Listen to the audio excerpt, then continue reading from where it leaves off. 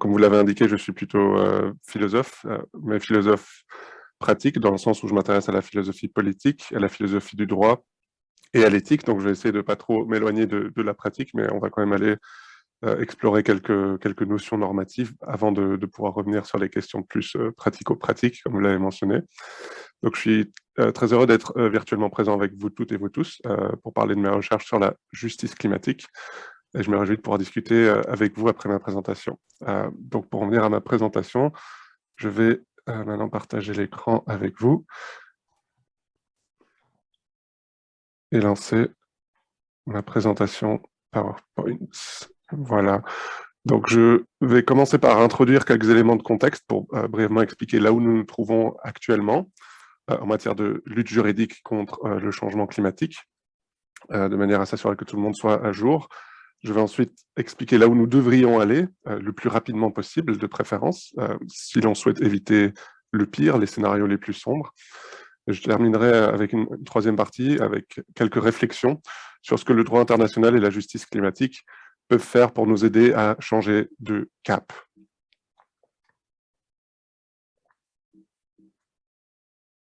Voilà, ça fonctionne. Donc, la Convention cadre des Nations Unies sur les changements climatiques, que vous voyez en bas à gauche, représentée sur le schéma sur votre écran, a été adoptée il y a exactement 30 ans, en mars 1992, lors du sommet de la Terre à Rio de Janeiro.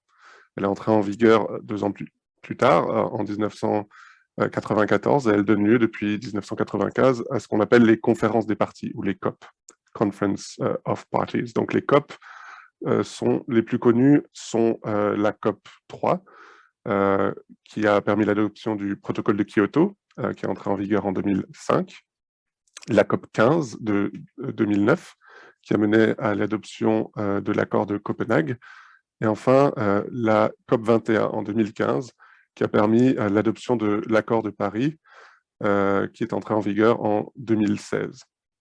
Donc pendant ces 3 décennies de négociations climatiques, comme ce deuxième graphique, comme ce graphique l'illustre bien, les émissions mondiales de dioxyde de carbone causées par la combustion des énergies fossiles n'ont cessé de croître.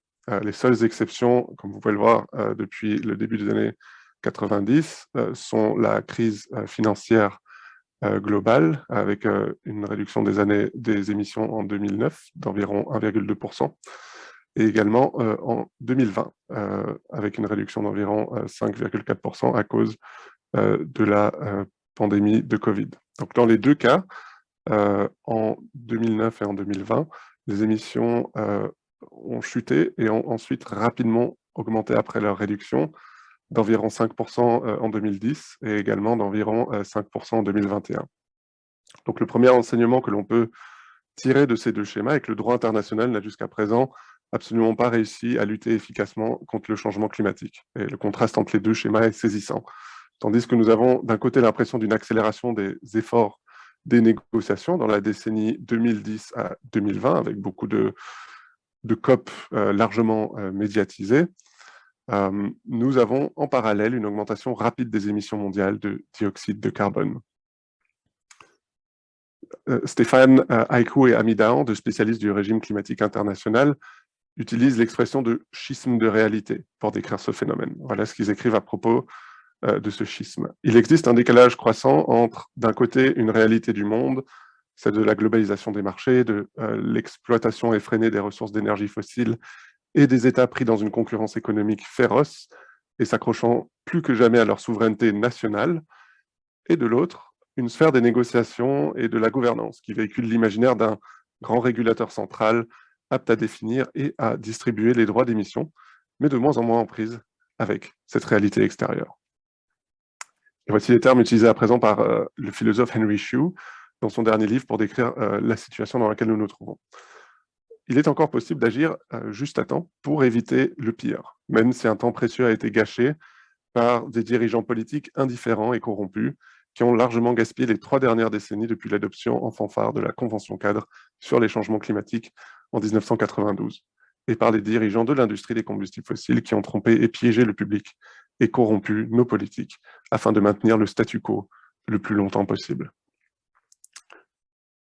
Donc, c'était le premier enseignement qu'on pouvait tirer de ces graphiques. Le deuxième enseignement est que seule une réduction drastique de l'utilisation des combustibles fossiles permet une réduction efficace des émissions de gaz à effet de serre. Les réductions mondiales des émissions mondiales en 2008 et en 2020 étaient temporaires parce qu'elles ne reflétaient pas des changements structurels dans les systèmes économiques, de transport et d'énergie. Comme le schéma sur votre gauche l'illustre, le secteur de l'énergie est responsable pour plus de 70% des émissions mondiales. Cela veut dire que le facteur clé pour obtenir une réduction durable des émissions mondiales est la volonté politique de déclencher des changements structurels en mettant en place la transition énergétique, c'est-à-dire la transition des énergies fossiles vers les énergies renouvelables que vous voyez représentées à droite sur votre écran, notamment le solaire, l'éolien, l'hydraulique et la géothermie. Le contexte n'a en réalité jamais été aussi propice au déploiement de la transition énergétique. Il y a en effet 3 facteurs majeurs qui justifient aujourd'hui la mise en place d'une telle transition à l'échelle globale. Premièrement, nous nous trouvons dans une phase de relance économique suite aux mesures de lutte contre l'épidémie de Covid-19. C'est donc une opportunité sans précédent d'opter pour une relance verte par des investissements massifs dans les énergies renouvelables et également par des aides publiques aux entreprises qui sont conditionnées à un modèle économique à faible émission carbone. Le deuxième élément de contexte opportun à la mise en place de la transition écologique est la guerre en Ukraine. Cette guerre nous a rappelé que nous dépendons pour notre approvisionnement en énergie fossile de pays autoritaires comme la Russie. Donc, c'est là une opportunité de couper les liens commerciaux que nous entretenons depuis des décennies avec des régimes qui violent massivement les droits humains sur leur territoire et au-delà de leurs frontières. Et le troisième élément de contexte, c'est que la décennie 2020-2030 représente sans doute la dernière décennie qui pourrait permettre d'éviter un réchauffement à plus de 2 degrés dans la deuxième moitié du siècle. Précisément parce que nous avons déjà perdu tellement de temps et que les émissions des 2 dernières décennies ont dépassé toutes les prévisions, même les plus pessimistes. Comme le GIEC, le groupe d'experts intergouvernemental sur l'évolution du climat, l'explique dans son dernier rapport de synthèse, les preuves scientifiques cumulées sont sans équivoque. Le changement climatique est une menace pour le bien-être humain et la santé de la planète. Tout retard supplémentaire dans une action mondiale à la fois concertée et anticipée en matière d'adaptation et d'atténuation manquera la brève fenêtre d'opportunité qui se referme rapidement pour garantir un avenir à la fois vivable et durable pour tous. Il y a donc, pour résumer, une forte convergence de raisons qui font de la transition énergétique aujourd'hui un impératif à la fois moral et pragmatique. La relance économique, la sécurité énergétique et enfin l'urgence climatique. Et ce dernier facteur, l'urgence climatique, est particulièrement crucial.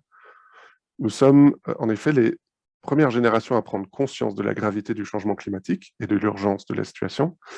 Et en même temps, nous sommes les dernières générations à pouvoir éviter une perturbation dangereuse, voire catastrophique du changement climatique. Les scientifiques du système Terre nous mettent en garde. Ils écrivent notamment la phrase suivante. Les tendances et décisions sociales et technologiques au cours des 10 ou 20 prochaines années pourraient influencer de manière significative la trajectoire du système Terre pendant des dizaines, voire des centaines de milliers d'années, et conduire à des conditions qui ressembleraient à des états planétaires observés pour la dernière fois il y a plusieurs millions d'années. Des conditions, selon eux, qui seraient inhospitalières pour les sociétés humaines actuelles et pour de nombreuses autres espèces contemporaines.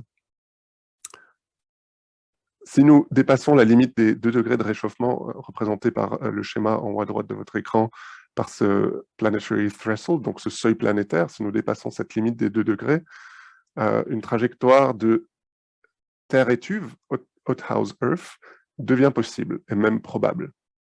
Donc cette trajectoire de Terre étuve est un scénario dans lequel le réchauffement climatique s'emballe, le réchauffement climatique s'autogénère en raison du déclenchement d'une cascade de points de basculement dans le système climatique. Les points de basculement sont représentés en bas à droite de votre écran. Par exemple, la fonte accélérée des Inland Seas au Groenland et en Antarctique, ou encore le dépérissement de la forêt boréale et amazonienne. À partir du moment où nous passons certains de ces points de basculement, il peut y avoir un effet domino qui nous amène dans un scénario de terre étuve dans lequel plus rien n'est contrôlable. Notre responsabilité est donc sans précédent aujourd'hui. Si nous ne parvenons pas à adopter un scénario de terre stabilisée dans lequel le changement climatique reste relativement gérable. Nous condamnons les générations futures, à commencer par nos petits-enfants et peut-être même nos enfants, à vivre dans un scénario de terre étuve, dans lequel le changement climatique devient simplement ingérable. Comment assumer cette responsabilité? Le droit peut être un outil précieux dans la mise en place de la transition énergétique, mais seulement à condition qu'il respecte les exigences de la justice climatique. Il est aujourd'hui impératif de réduire l'écart entre, d'une part, la justice climatique, entendue comme la juste répartition des responsabilités et des coûts dans la prise en charge du dérèglement climatique, et d'autre part, le droit environnemental international, national et infranational. Et pour ce faire, pour effectuer cette transition, nous n'avons pas besoin de partir de zéro. Le droit prend déjà en compte, dans une certaine mesure, certains principes normatifs clés. Par exemple, l'accord de Paris mentionne les notions de justice climatique, d'équité entre les générations et également de droits humains. Le problème est qu'il ne mentionne ces notions que dans le préambule, donc le texte que vous avez sur votre écran est tiré du préambule, ce qui les rend non contraignantes juridiquement. Un autre problème est que l'accord de Paris minimise la portée de ces notions. Par exemple, lorsqu'il précise que la justice climatique n'est importante que pour certains, the importance for some of the concept of climate justice. Ou par exemple en disant que la protection des droits humains n'est importante que dans le cadre de la lutte contre le changement climatique, ce qui implique que l'accord de Paris ne reconnaît pas que le changement climatique lui-même, par lui-même, mène à des violations des droits humains comme le droit à la subsistance, à la santé et même à la vie. Je pense qu'un point de départ prometteur pour augmenter le degré d'ambition des politiques climatiques, notamment des politiques climatiques internationales, est le principe dit des responsabilités communes mais différenciées et des capacités respectives. Ce principe, qui est un peu long mais qui est très important, apparaît dans tous les textes juridiques clés du régime climatique, par exemple dans l'article 2 de l'accord de Paris. Ce principe est bien sûr vague et ouvert à interprétation, mais l'idée de fond est que si tous les pays ont une responsabilité partagée de lutter contre le changement climatique, l'équité exige que certains en fassent plus que d'autres, tant en raison de leur responsabilité causale, plus importante dans la création et le maintien du problème, que dans leur capacité financière et technologique supérieure. Ce principe se trouve donc au cœur des débats théoriques, à la fois juridiques et philosophiques, sur l'équité dans le cadre des négociations climatiques. Donc la question que cela soulève est comment rendre ce principe fondamental abstrait, opérationnel dans la pratique. Il existe dans la littérature sur la justice climatique plusieurs propositions pour traduire le principe des responsabilités communes mais différenciées et des capacités respectives dans un indice de partage du fardeau. Un indice nous permet de mesurer la part de responsabilité de chaque pays. Et je me focalise ici sur une proposition parmi d'autres, le calculateur de référence sur l'équité climatique, qui est un outil très précieux, qui permet d'attribuer à chaque pays sa part équitable des efforts en matière de réduction des émissions mondiales. Tandis que la responsabilité est calculée en fonction des émissions nationales de chaque pays, la capacité est calculée en fonction des revenus par tête. Ce calcul prend en compte un seuil de développement en dessous duquel les personnes sont exclues du calcul. Donc c'est important de souligner que émissions nationales et revenus par tête sont un choix d'indicateurs effectués par les auteurs de ce calculateur, mais c'est un choix qui est justifiable. Un autre point à souligner, et qui montre à quel point cet outil est précieux, est que les auteurs permettent de faire varier les paramètres d'équité afin de faire varier le degré de responsabilité et de capacité de chaque pays. Et ils appellent cela le spectre d'équité, un equity band. Donc, il existe un paramètre d'équité élevé, qui est le paramètre le plus exigeant, qui prend en compte les émissions nationales cumulées depuis 1850 pour calculer la responsabilité, et qui fixe le seuil de développement à 7 500 $ de revenus par tête et par année pour établir la capacité. Cela veut dire que à partir du moment où les personnes se trouvent en dessous de ce seuil de 7 500 $ de revenus par tête et par année, elles ne sont pas prises dans le calcul. Et le but de ce calcul, c'est justement d'éviter d'exiger de personnes pauvres ou défavorisées qu'elles aient une responsabilité de participer à la lutte contre le changement climatique. C'est un paramètre de justice sociale. Le deuxième paramètre d'équité moyenne fait, quant à lui, remonter la responsabilité un peu plus proche de nous dans le temps, 1950, et fixe la capacité à 7 500 $. Et finalement, le paramètre d'équité faible calcule les émissions nationales cumulées depuis 1990 et fait remonter le seuil de développement à 2 500 $ de revenus par tête. Donc voici les résultats auxquels les auteurs sont parvenus avec ces trois paramètres. Donc pour chaque pays, le paramètre d'équité élevé correspond à la barre en vert foncé. Le paramètre d'équité moyenne correspond à la barre en vert clair. Et le paramètre d'équité faible correspond à la barre en gris. Et les lignes noires que vous voyez représentées partout pour chaque pays représentent le degré d'ambition de leurs engagements actuels en matière de réduction des émissions nationales. Donc, comme nous pouvons le voir, quel que soit le paramètre de responsabilité et de capacité que l'on choisisse, des pays comme les États-Unis, le Japon et les pays européens ne respectent pas la norme des responsabilités communes mais différenciées et des capacités respectives. Donc, quel que soit le paramètre que l'on choisisse, que ce soit un degré élevé, moyen ou peu élevé d'ambition, à chaque fois, la barre noire se trouve bien en dessous de ce que le principe des responsabilités communes et différenciées des capacités respectives exige. Par exemple, les États-Unis n'assument qu'entre 16 et 24% de leur part équitable de l'effort global. Les membres de l'Union européenne qu'entre 21 et 23%. Et enfin, le Japon n'assume qu'environ 10% de ses responsabilités, à nouveau, si l'on prend au sérieux cette norme fondamentale dans le régime climatique. S'ils souhaitent prendre au sérieux cette norme juridique, des responsabilités communes mais différenciées et des capacités respectives, ces pays ont un double devoir de justice climatique. Le premier devoir revient à réduire drastiquement les émissions nationales, notamment, comme nous l'avons vu tout à l'heure, en mettant en place une transition énergétique rapide et profonde, mais également en luttant contre d'autres secteurs qui émettent beaucoup de gaz à effet de serre, notamment en luttant contre la déforestation et l'élevage intensif. C'est la première responsabilité ou le premier devoir. Le deuxième devoir est un devoir d'aide envers les pays en développement pour qu'ils puissent également parvenir à réduire leurs propres émissions. La raison derrière ce deuxième devoir est que le potentiel de réduction des émissions nationales des pays en développement dépasse leur part équitable de l'effort de réduction mondiale, tandis que la part équitable de l'effort de réduction des pays développés dépasse leur potentiel de réduction, même avec des mesures nationales très ambitieuses. Autrement dit, les pays développés ont déjà tellement émis que s'ils veulent remplir leurs responsabilités, il n'est plus suffisant de réduire entièrement les émissions sur leur territoire. Ils doivent également aider les autres pays à réduire. Cela montre un peu l'ampleur de leur responsabilité face à l'ampleur de leur contribution au problème et à l'ampleur de leur capacité financière et technologique.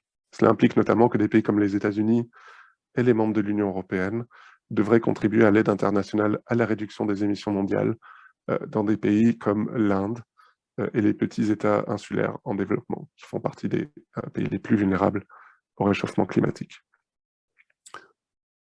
Donc, en guise de conclusion, je voudrais insister sur le fait que lutter efficacement contre le changement climatique, que ce soit par le droit ou par d'autres moyens, implique la réduction de deux décalages persistants. Le premier décalage est un décalage entre des alertes scientifiques, d'une part, et la prise de conscience individuelle et collective, d'autre part. Et ce premier décalage est heureusement en train de se résorber, comme le montrent les multiples mobilisations sociales pour la protection du climat, et également la progression des partis écologistes en Europe. Mais cela a pris beaucoup de temps. Le premier rapport du GIEC a été publié il y a 30 ans, en 1990, et 2 ans plus tard a eu lieu le sommet de la Terre à Rio, que j'ai mentionné en introduction, un sommet international où les décideurs avaient déjà reconnu la gravité du problème climatique. Et en réalité, de nombreux scientifiques avaient déjà tiré la sonnette d'alarme sur l'état de la planète bien avant cela, notamment dans le rapport Halte à la croissance, publié en 1972, il y a exactement 50 ans. Et la même année, 1972, a eu lieu la conférence des Nations Unies sur l'environnement à Stockholm. Et lors de cette conférence, les décideurs avait déjà reconnu que les questions écologiques représentaient une priorité au niveau de l'agenda politique. Il a donc, en d'autres termes, fallu attendre un demi-siècle pour que le décalage entre les résultats scientifiques et la prise de conscience se résorbe. Et certains phénomènes comme le Trumpisme aux États-Unis et l'élection de Bolsonaro au Brésil montrent qu'un écart non négligeable subsiste encore. Donc voilà le premier décalage. Le deuxième décalage persistant se trouve à un autre niveau. Il se trouve cette fois entre la prise de conscience, d'une part, et l'action individuelle et collective, d'autre part. La moitié des émissions de CO2 entre 1750 et 2010 ont lieu au cours des 40 dernières années. Les émissions de gaz à effet de serre ont augmenté en moyenne de 1,3% par an de 1970 à 2000, 1970 à 2000, elles ont augmenté de 2,2% par an de 2000 à 2010. Donc on voit qu'on augmente le rythme d'émissions au fur et à mesure qu'il y a de plus en plus de sommets internationaux sur le climat.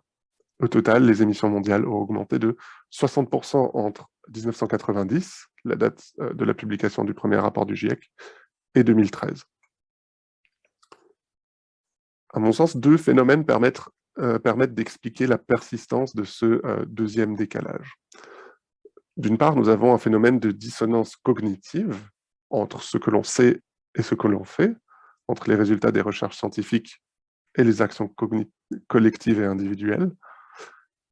Et d'autre part, il y a également un phénomène de dissociation morale, ou on pourrait également appeler cela un phénomène de schizophrénie morale, entre ce que l'on doit faire et ce que l'on fait effectivement, entre les prescriptions des devoirs de justice climatique qui sont assez clairs et nos comportements individuels et collectifs qui respectent finalement assez rarement les exigences théoriques de la justice climatique.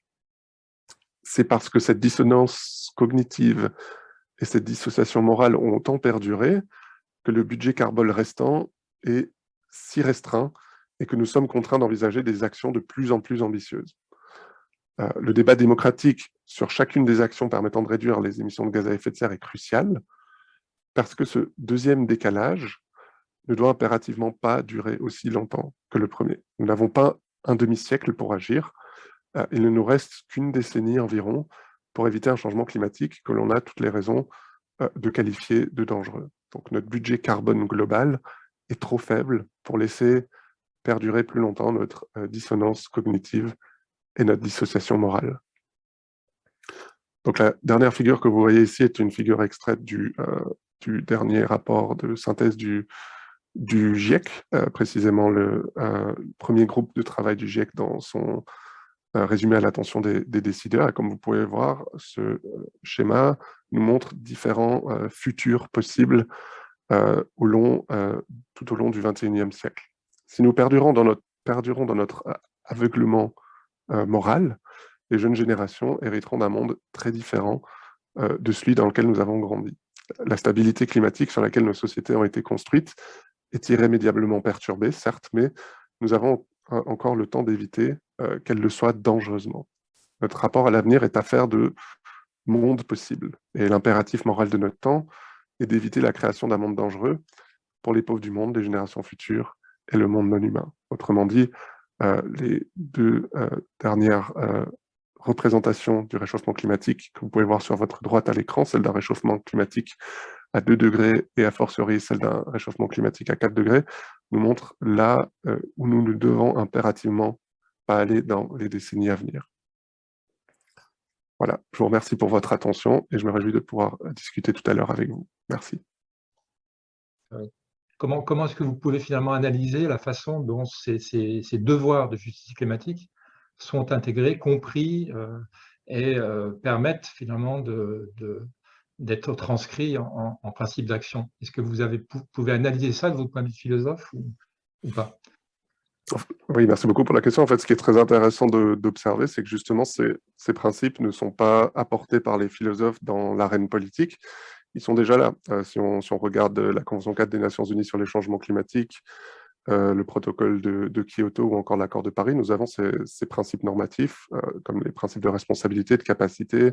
Et grâce à l'accord de Paris, nous avons également désormais la justice climatique. Cela montre bien qu'en fait, les notions sont là et tout le défi maintenant, c'est d'arriver, d'une part, à comprendre ce que ces principes exigent et d'autre part, à arriver à mettre en œuvre ce que ces principes exigent. Et c'est là où se trouve aujourd'hui le grand écart, c'est entre les prescriptions théoriques des principes et leur application dans la pratique. Et là, il y a besoin justement d'une collaboration interdisciplinaire entre les philosophes, les spécialistes de sciences sociales et les spécialistes de sciences politiques, parce que si on veut arriver à non seulement justifier des principes, ce qui est souvent le job des philosophes, mais également à les mettre en œuvre, nous avons besoin vraiment d'un effort interdisciplinaire. Et cette passerelle entre la théorie et la pratique, c'est ce qui est en train de se construire petit à petit, notamment dans le cadre de la société civile, quand on va participer aux conférences des partis, ce que l'on observe en fait, parallèlement aux négociations internationales menées par les politiciens, nous avons un foisonnement d'activités dans la société civile et très souvent, les ONG sont en collaboration avec les chercheurs du monde académique pour arriver à justement arriver à faire ce pont entre la théorie et la pratique. Donc, à nouveau, je pense que ce qui est très intéressant avec ces principes, c'est qu'ils sont déjà donnés dans les textes et maintenant tout le défi interdisciplinaire, c'est d'arriver à mieux les comprendre et à montrer ce qu'ils exigent de chaque pays en particulier.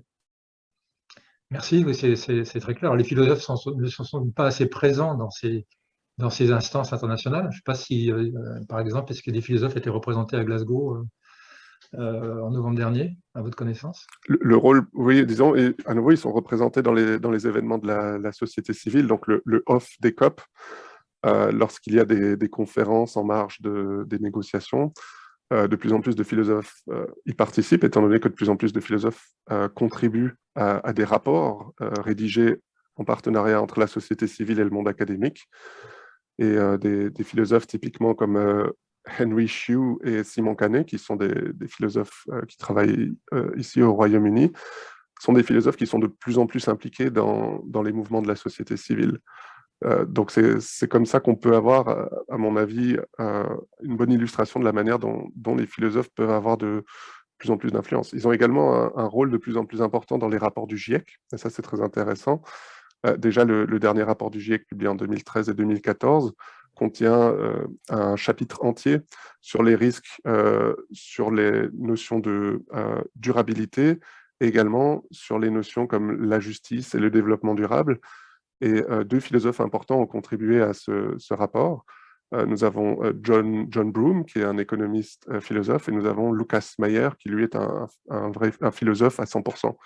Donc, je pense que cela illustre que ces dernières années, les philosophes sont de plus en plus actifs dans le cadre du régime climatique, que ce soit par la participation au rapport du GIEC ou que ce soit par la participation aux événements qui ont lieu en marge des COP. Oui, Mouya Moussifaoui, donc, est une doctorante à Sorbonne Université qui était à Glasgow, me semble-t-il, précise qu'effectivement les philosophes étaient présents dans la zone verte et que Bruno Latour y va depuis longtemps. Mouya, est-ce que vous souhaitez prolonger votre... Oui, je peux dire un mot. Merci beaucoup pour cet exposé très intéressant. Et effectivement, oui, Bruno Latour, je le mentionne puisqu'il était aussi un petit peu à l'origine, vous savez, de l'association Climate, qui avait été créée aussi avec Laurence Tubiana à Sciences Po. Enfin, moi, j'avais officié pour Copy My City à la COP 21. Et c'est vrai qu'en zone verte, il y a toujours quand même des philosophes, mais c'est vrai que dans la zone des négociations, en zone bleue, là, j'avais la chance d'aller regarder avec la délégation française, il y avait beaucoup moins de... C'était un petit peu moins varié comme profil, on va dire. Mais il y avait des scientifiques, en tout cas. Et il y a un philosophe qui a parvenu à entrer dans cette fameuse zone bleue et sortir de la zone verte, c'est Andrew Light. Andrew Light, pendant très longtemps, était un négociateur avec les Américains. Donc lui, il a réussi à casser la glace, à briser la glace et à passer de l'autre côté, mais il y en a très peu, en effet. Il en faut plus, ça c'est clair. En tout cas, je serais ravie je me permets, de prendre du coup vos coordonnées parce qu'on s'intéresse justement aux aspects de justice climatique. Là, je finis ma thèse et du coup, si je peux en profiter pour rester en contact avec vous pour une petite publi. Voilà, merci. Avec bien sûr, plaisir. le contact, on vous redonnera les coordonnées, Mounia, il n'y a pas de problème. Pour revenir à ce que vous disiez sur ces principes finalement moraux, de responsabilité, on va dire, et d'équité, qui sont... alors, vous avez parlé de l'article 2 de l'accord de Paris. Plus généralement, il me semblait que vous disiez que ces articles n'étaient pas opérants, c'est-à-dire traçait des lignes, mais finalement, il ne donnait pas les moyens de les appliquer, en quelque sorte. Est-ce que les dernières négociations ont permis d'avancer un peu plus, de les rendre un peu plus opérationnelles, ou est-ce qu'on en reste seulement à des déclarations très générales, comme celle de l'article 2 de l'accord de Paris que vous citiez sur les responsabilités communes différenciées? Mhm.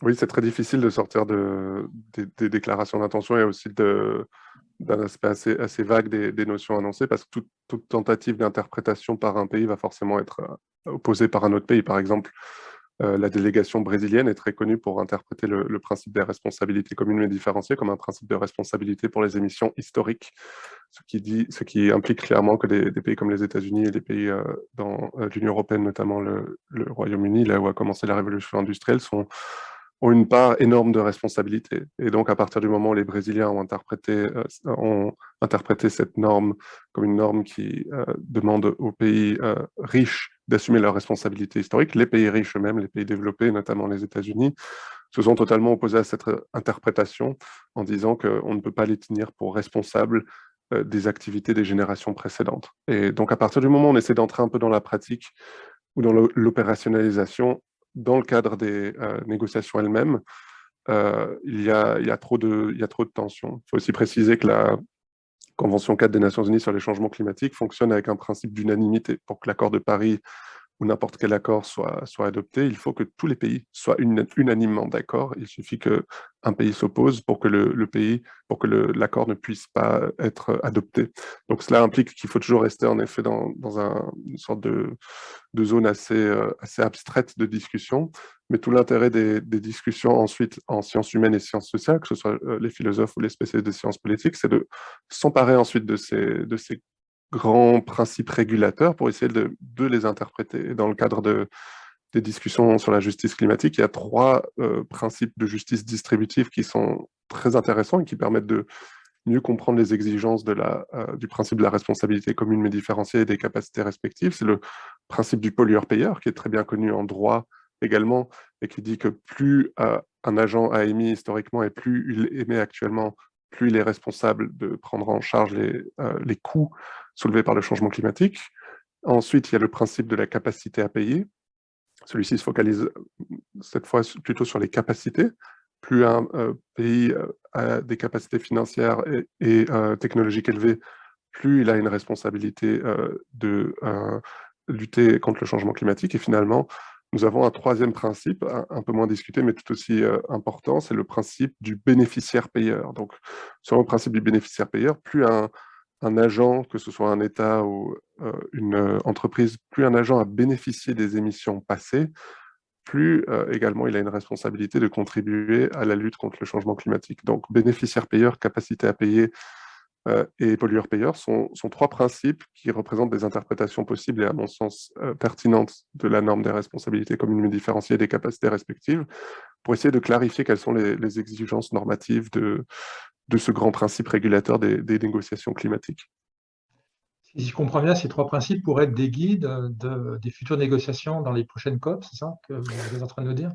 C'est du moins ce que les philosophes espéreraient, mais à nouveau, si on interprète le principe du pollueur-payeur comme un principe qui demande aux pollueurs de payer en fonction non seulement de leurs responsabilités présentes, mais aussi de leurs émissions historiques, typiquement des pays comme les États-Unis s'opposeraient à ce type d'interprétation. Et je pense que c'est pour ça que finalement cet écart entre la théorisation philosophique et après la pratique elle-même des négociations climatiques peut très difficilement se résorber entièrement. Elle peut se résorber en partie, mais entièrement, ça va être difficile, étant donné que si on va jusqu'au bout de l'interprétation du principe du pollueur-payeur, nous devons exiger des pays comme les États-Unis et le Royaume-Uni, mais également tous les pays en Europe qui ont opéré la révolution industrielle bien plus tôt que les pays émergents et a fortiori que les pays en développement. Nous devons donc exiger de ces pays riches qu'ils payent en fonction également de leurs émissions historiques. Et finalement, c'est scientifiquement pertinent de procéder ainsi, même si politiquement c'est très controversé, étant donné que les émissions historiques de gaz à effet de serre se trouvent encore en grande partie dans l'atmosphère. Le CO2, donc le dioxyde de carbone, a une durée de résidence de plusieurs centaines d'années, voire dans certains cas de plusieurs milliers d'années.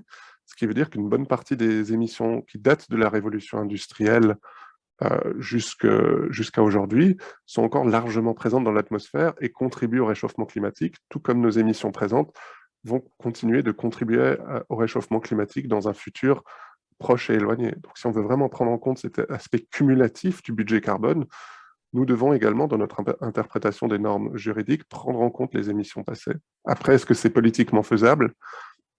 C'est là tout le défi. Comment rendre ces principes politiquement acceptables, notamment auprès de délégations comme les États-Unis ou également les pays exportateurs de pétrole? C'est quelque chose de très difficile. Et je pense que c'est aussi pour ça qu'il faut en partie changer la focale. Si on se focalise que sur le niveau international, il va sans cesse y avoir des blocages. Par contre, si on descend au niveau national et même infranational, et qu'on regarde ce qu'on peut faire déjà indépendamment des grands traités internationaux, là, je pense que le droit peut aussi énormément aider. Beaucoup de villes considèrent qu'il faut mettre en place des plans de réduction et des plans d'adaptation, et ces plans de réduction et d'adaptation peuvent être beaucoup plus ambitieux, étant donné qu'il y a moins de tensions qu'au niveau international. Donc je pense que ce type de démarche qui décentralise la justice climatique et qui la fait descendre des négociations internationales pour la faire entrer au niveau infranational, je pense que c'est une perspective très pertinente.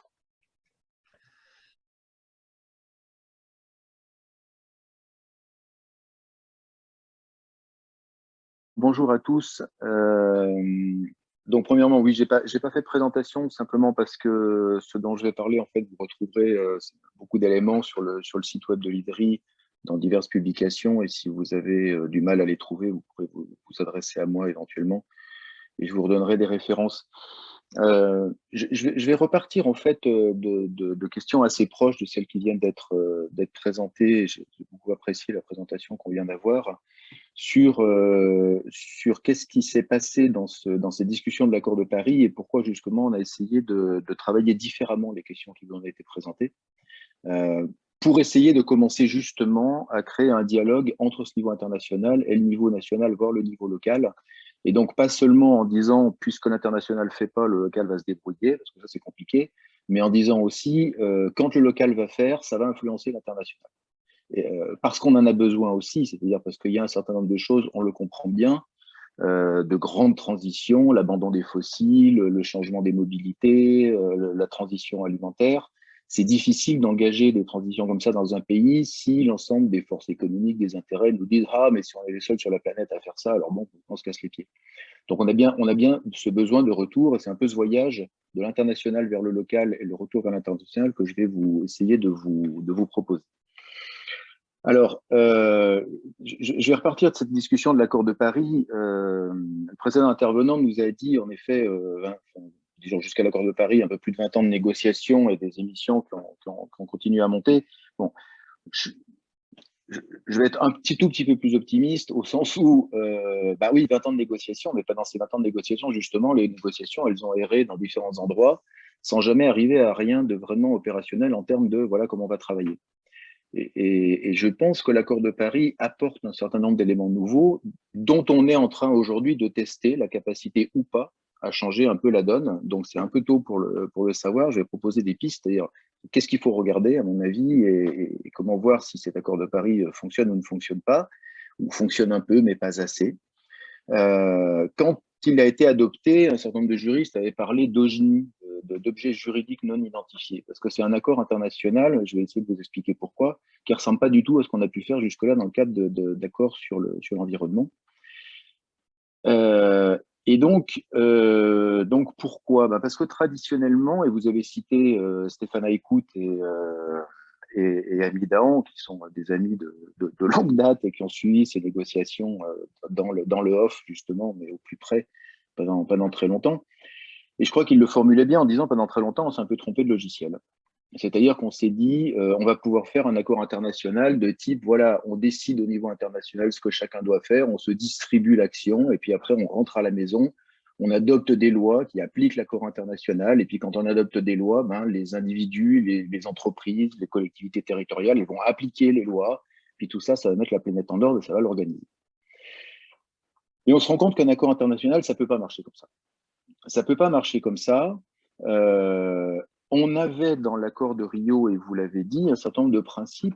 L'accord de Rio est magnifique parce que d'abord c'est un accord qui se construit à un moment où la science est encore très primitive sur la question du changement climatique. On est dans des rapports de l'IPCC qui sont encore en train de discuter de l'attribution de la responsabilité humaine à la question du changement climatique, de la valider, mais enfin on en est à ce stade-là. Et on prend cet accord à Rio qui dit quand même, il faut qu'on s'empare du problème, c'est important, et c'est vraiment un accord qui applique ce qu'on a appelé, a posteriori d'ailleurs, le principe de précaution. C'est-à-dire que devant le risque qui est là, même si on a encore des incertitudes scientifiques, il y a une nécessité d'agir, et qui le pose immédiatement, c'était le sommet de la Terre, dans une perspective qui est une perspective de développement humain. Ce n'est pas un accord environnemental, c'est vraiment un accord de développement humain qui dit les conditions de survie de l'humanité dépendent de notre capacité à prendre en charge ces questions-là. Je vous rappelle qu'à Rio, il y avait l'accord sur le changement climatique, il y avait aussi la biodiversité et la désertification. Donc c'est extrêmement important de remonter à ces sources et de voir les principes qui ont été posés. Vous en avez rappelé certains, comme la responsabilité commune et différenciée. Il y en avait un autre qui est intéressant aussi, qui était le principe d'adéquatie. C'est-à-dire que justement parce que la science est évolutive, et je vais vous montrer comment la science a influencé l'évolution de la pensée et de la pratique de la négociation internationale, l'accord de Rio dit quelque part, je ne sais plus quel article, que régulièrement, il faut qu'on regarde ce que raconte la science et il faut se demander, même si on a des accords, s'ils sont toujours adaptés à ce que nous dit la science, ou si les nouveautés scientifiques nous demandent de faire évoluer notre conception du droit international. Et ça, c'est extrêmement important, extrêmement novateur à l'époque. Le problème, c'est qu'après, on s'est mis, et c'était un peu le piège de la connaissance scientifique de l'époque d'ailleurs, on s'est mis dans une fausse représentation de deux points de vue. Et la capacité à résoudre des problèmes, elle dépend aussi de la façon dont on les pose. On s'est mis dans une fausse représentation pour deux raisons. D'abord parce que le deuxième rapport de l'IPCC, du GIEC, nous avait dit oui, finalement, il semble bien que ce soit une responsabilité humaine, il va donc falloir réduire les émissions. Donc on avait l'idée en gros qu'il fallait arriver à réduire un peu, c'est-à-dire que le mode de vie des pays émetteurs, des pays les plus riches, était un peu superfétatoire, qu'il fallait enlever un peu des émissions et que le jeu consistait à trouver qui est-ce qui allait réduire un petit peu.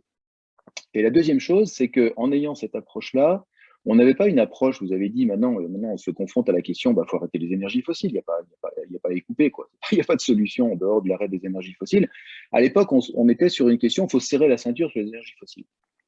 Et ça, dans un monde où il ne s'agit pas de résoudre le problème de l'ozone, il ne s'agit pas d'avoir une technologie qui nous faisait des frigos et des pompes à chaleur avec un gaz industriel qui était mauvais pour l'environnement. Il s'agit de changer fondamentalement le métabolisme de deux grands systèmes, le système alimentaire, le système énergétique et industriel, et de saper les bases de la révolution industrielle, en gros, du 19e siècle. Donc, c'est le métabolisme de nos sociétés qui est remis en question, c'est pas juste se serrer un peu la ceinture. Mais le problème, c'est que les énergies fossiles, et que le modèle aussi de production agro-industrielle, il est nourri justement d'énergie fossile, il est nourri d'engrais, il est nourri d'un certain nombre de modèles et d'intrants qui sont la cause même du problème. Et donc, se serrer la ceinture dans cette représentation-là, ça veut dire quoi? Ça veut dire simplement souffrir. Donc, la question qui était posée, d'ailleurs, on a un mot absolument génial au niveau européen pour parler de ça, qui s'appelle burden sharing. Alors, quand vous vendez un projet politique, si vous vendez une opportunité de changement, c'est peut-être un peu différent, mais quand ce que vous vendez, ça s'appelle burden sharing, c'est-à-dire le partage de l'effort, vous voyez déjà avec quel enthousiasme on peut se lancer dans la transition. Donc, on a eu cette approche-là. Donc, cette approche, finalement, alors, je ne vous parle pas, je ne suis pas juriste à l'origine du tout. Je suis d'abord agronome, ensuite économiste. Par contre, j'étais négociateur. J'étais négociateur déjà à Kyoto, j'étais négociateur jusqu'à Paris. Je ne suis plus depuis. Et donc, à Kyoto, on était dans cette approche, il faut réduire un peu les émissions, 5%, 10%, des seuls pays riches, parce que, on nous l'a expliqué, il y avait une responsabilité morale, même si les États-Unis s'opposaient déjà à cette question-là en disant, oui, mais la Chine est en train d'émerger, donc on ne peut pas faire les réductions uniquement nous. L'Union européenne avait fait valoir que quand même, on était un peu pour quelque chose dans l'affaire et que c'était normal qu'on démarre des réductions les premiers. Et donc, l'idée, c'était comment on se partage des réductions. Bon, alors, on est arrivé à Kyoto par du marchandage. On parle d'accord top-down, comme si la science avait influencé les choses. Moi, je peux vous dire, j'y étais, c'était vraiment du travail de marchand de tapis pour arriver à la sortie avec un moins 8% Union européenne, moins 6% États-Unis, etc. C'était du marchand de tapis. Mais ce marchandage, il concernait uniquement un petit groupe de pays, qui étaient les pays de l'OCDE, l'ancienne Union soviétique. Et on s'est retrouvé assez rapidement devant la question, oui, mais on a aussi une planète qui est en train de se développer, on a des pays comme la Chine, l'Inde, etc., qui sont en train de devenir des grands pays émetteurs. Ça change pas forcément, enfin, ça change un peu la question de la responsabilité, j'y reviendrai, mais ça ne change rien sur la responsabilité historique, mais ça change évidemment la réalité des choses, c'est-à-dire que notamment, il y a remise en question par un certain nombre de pays de dire, mais si nous on fait quelque chose et que finalement font rien ou reproduisent ce qu'on était en train de faire avant, ça ne va pas marcher. Donc on a un monde qui change énormément à partir des années 2000 et se pose la question de comment renouveler cet accord. L'accord de Kyoto, finalement, il allait jusqu'à 2010. Comment renouveler cet accord à l'échelle de l'ensemble de la planète? Et là, on bute sur un certain nombre de difficultés. Alors, il y a une première difficulté, je voudrais revenir sur les choses que vous avez dites, donc pas du tout pour les contredire, mais juste pour montrer la difficulté de la chose. C'est que quand un pays comme le Brésil, par exemple, nous dit responsabilité historique, c'était son gros argumentaire, il avait amené tout un travail là-dessus à Kyoto, justement. D'un côté, évidemment, il met en évidence le modèle insoutenable des États-Unis, de l'Europe, etc., comme modèle pour le reste de la planète et la nécessité pour eux de changer. Mais en même temps, lui, il le fait pour s'exonérer de sa responsabilité ou de sa co-responsabilité, parce qu'on en est responsable aussi, de la question de la déforestation. Et le Brésil dit l'Amazonie, c'est à moi, et l'Amazonie, c'est mon opportunité de développement économique. Et donc, ne touchez pas à cette question-là. Et quand aujourd'hui, on essaye de mettre en place des politiques de lutte contre la déforestation, on doit s'attaquer à la fois des intérêts européens, évidemment, qui sont construits sur l'exportation de soja, la production, etc. Mais on doit aussi négocier avec un pays qui dit non, mais ça, c'est mon opportunité de développement. Donc, c'est vrai que les questions sont complexes et imbriquées, et elles sont d'autant plus complexes et imbriquées que finalement, pour l'instant, le seul modèle de développement et de richesse qu'on ait à proposer au niveau international, c'est le nôtre. Donc, à la fois, il est insoutenable et à la fois, c'est le seul qui existe pour l'instant en termes de dire mais comment, entre guillemets, bien vivre. Alors, on peut se poser la question de savoir si on vit bien. C'est tout à fait discutable. Mais en tout cas, comment être riche, ça, c'est indiscutable. Qui est riche pollue et qui ne pollue pas est pauvre sur la planète aujourd'hui. Donc, on a cette relation-là très forte qui fait qu'on rentre dans une discussion avec des pays en développement en disant bon, c'est une question universelle et eux nous disent oui, mais enfin, bon, nous, on est pauvres, on a droit au développement et vous, vous êtes riches, il faudrait diminuer. Et donc, c'est aussi une façon de regarder cette question de la responsabilité que l'on porte, au-delà de la question historique, qui peut être discutée, je vous rapporte à des travaux de Olivier Godard, par exemple, sur la question, mais il y a une vraie responsabilité. La responsabilité, c'est que finalement, nous, on doit montrer qu'il est possible de faire autre chose. Et ça c'est vrai depuis déjà un grand moment, et ça a été renforcé par l'évolution de la connaissance scientifique qui finalement nous a beaucoup aidé alors qu'elle renforçait ses exigences. Et ça, c'est étonnant.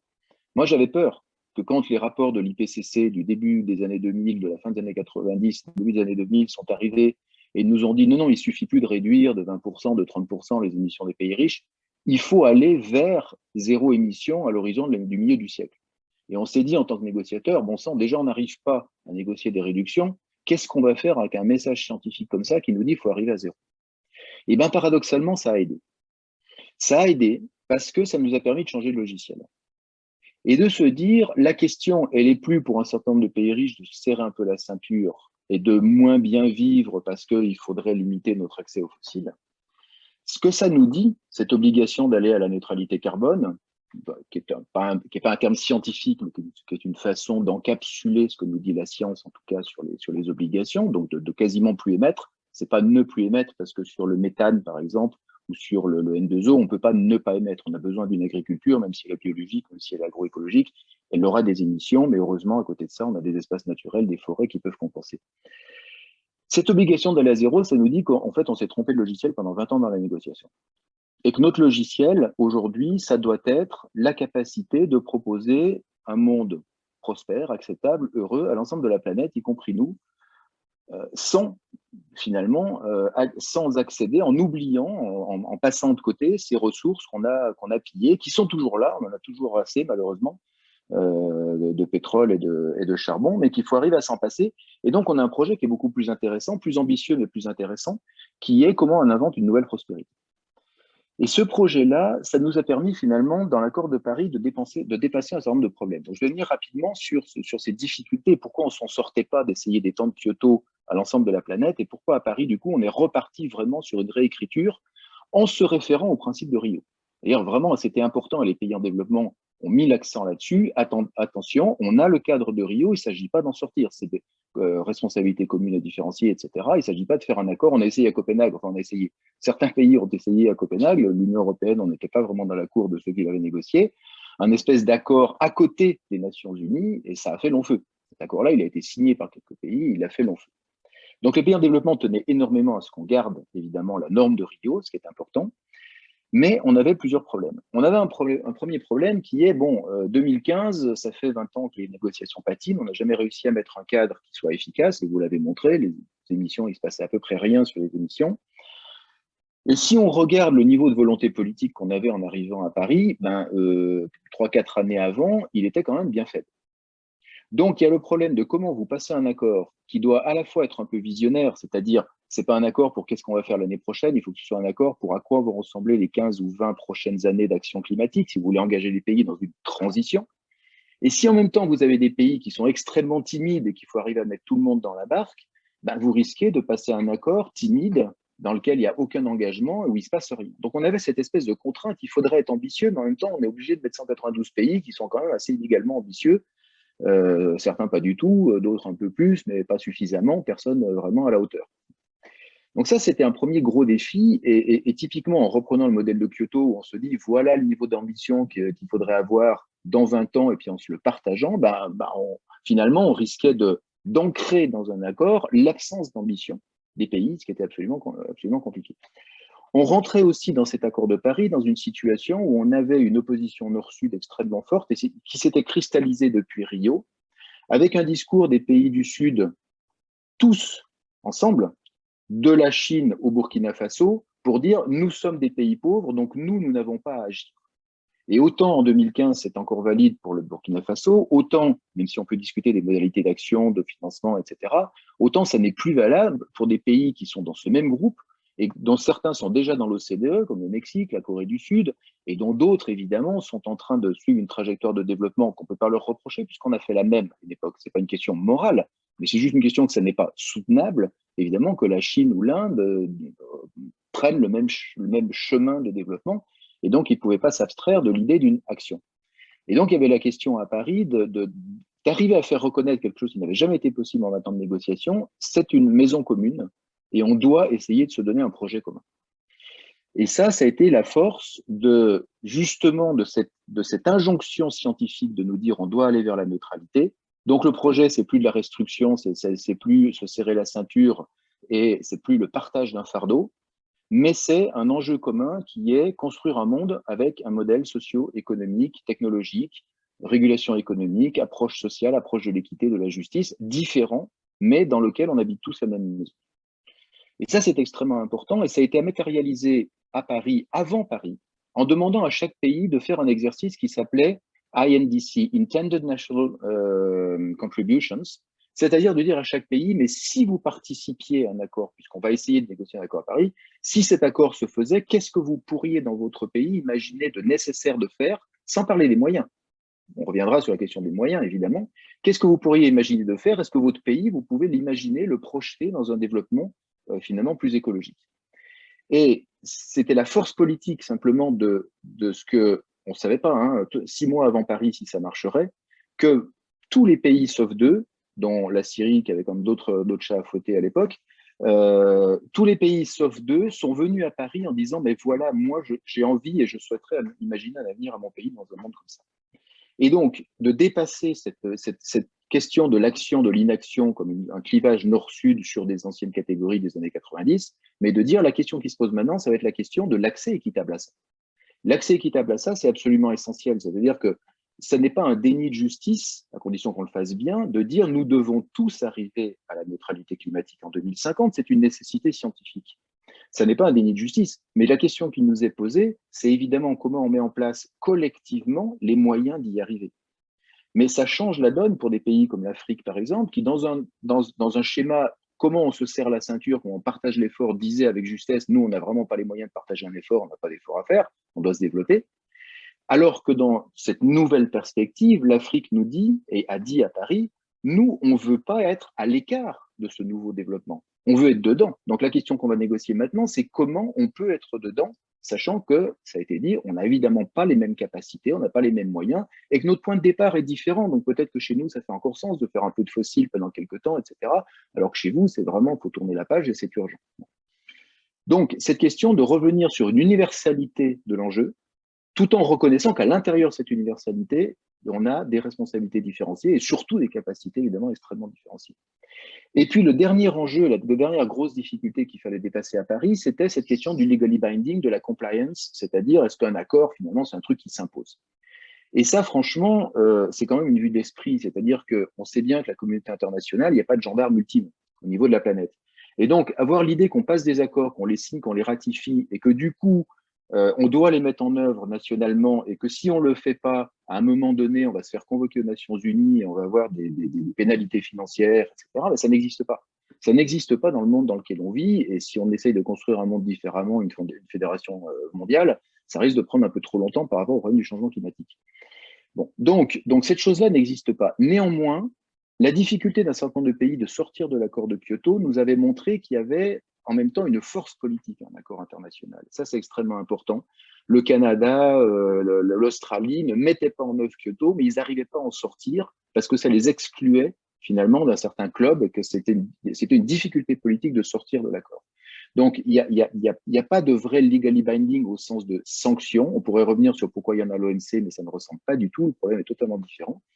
Ça n'existe pas vraiment au niveau international. On voit que c'est à peine si on arrive à mettre ça en œuvre dans le cadre de la question du Conseil de sécurité, enfin sur des sujets gravissimes.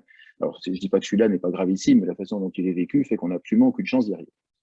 Néanmoins, il y avait un deuxième problème qui était le problème de la hiérarchie des droits.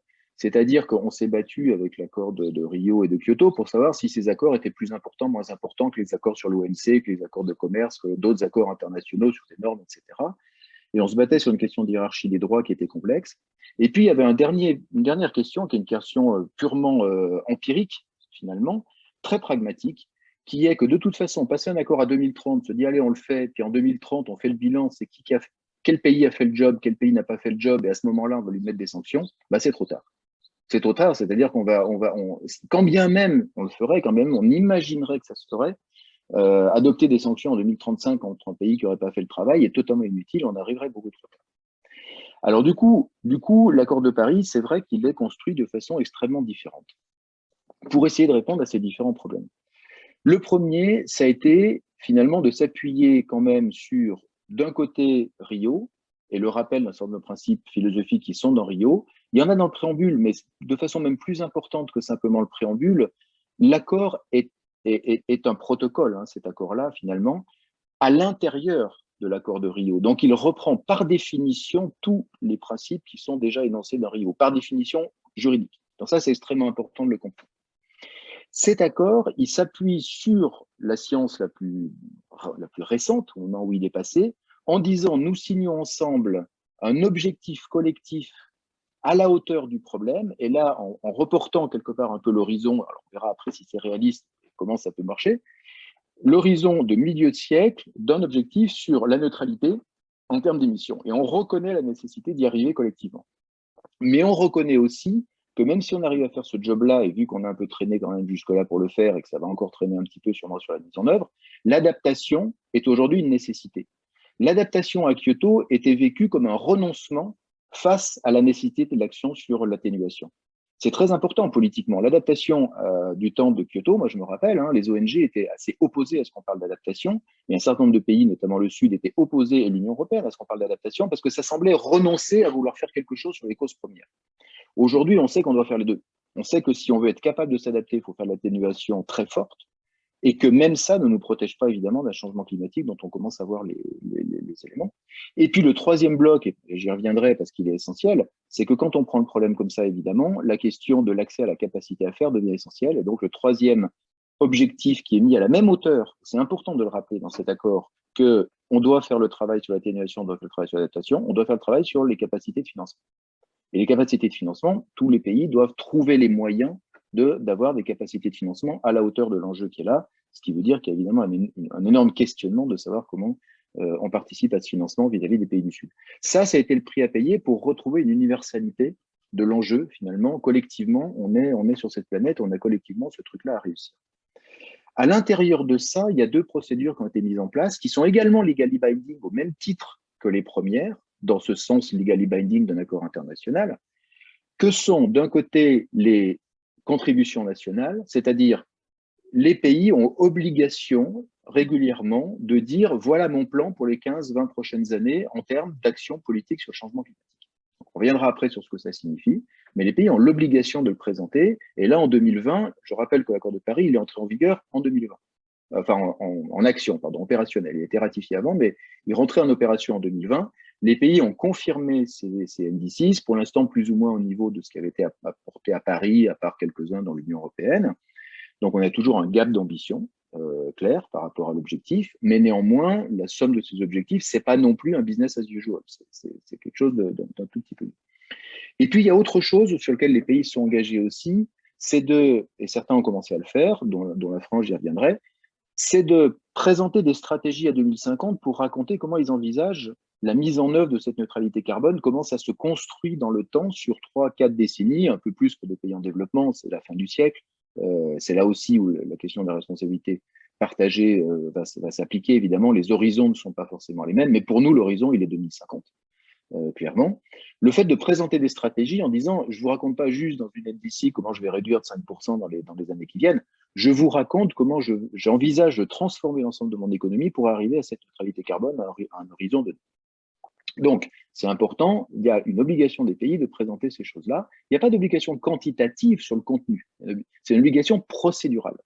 On pourrait y revenir, mais il y a beaucoup de choses qui fonctionnent en fait sur des obligations procédurales. Si vous commencez simplement par le respect de normes comptables, une entreprise n'a pas une obligation d'être à l'équilibre comptable, mais l'obligation d'avoir des comptes sincères qui permet ensuite à tout le monde de mettre son nez dans les comptes et de les critiquer. Donc c'est une chose importante, on y reviendra. Et puis il y a un troisième élément important dans l'accord de Paris qui a trait à la question d'ambition dont je parlais tout à l'heure. Quand on a regardé les NDC, donc les contributions que les pays, sur une base volontaire, en l'absence d'accord, faisaient en entrée de Paris, quand on faisait la somme, ça nous donnait une dérive climatique de au moins 2,7 degrés, voire 3 degrés, à l'horizon de la fin du siècle. Donc évidemment, ce n'est pas ce que demande le monde scientifique. Donc ce n'est pas suffisant. C'est mieux que ce qui est en place aujourd'hui, mais ça n'était pas suffisant. Et l'accord de Paris prévoit que certes, on se donne des objectifs à 20 ans, puis des visions à 50 ans, mais tous les 5 ans, on en rediscute.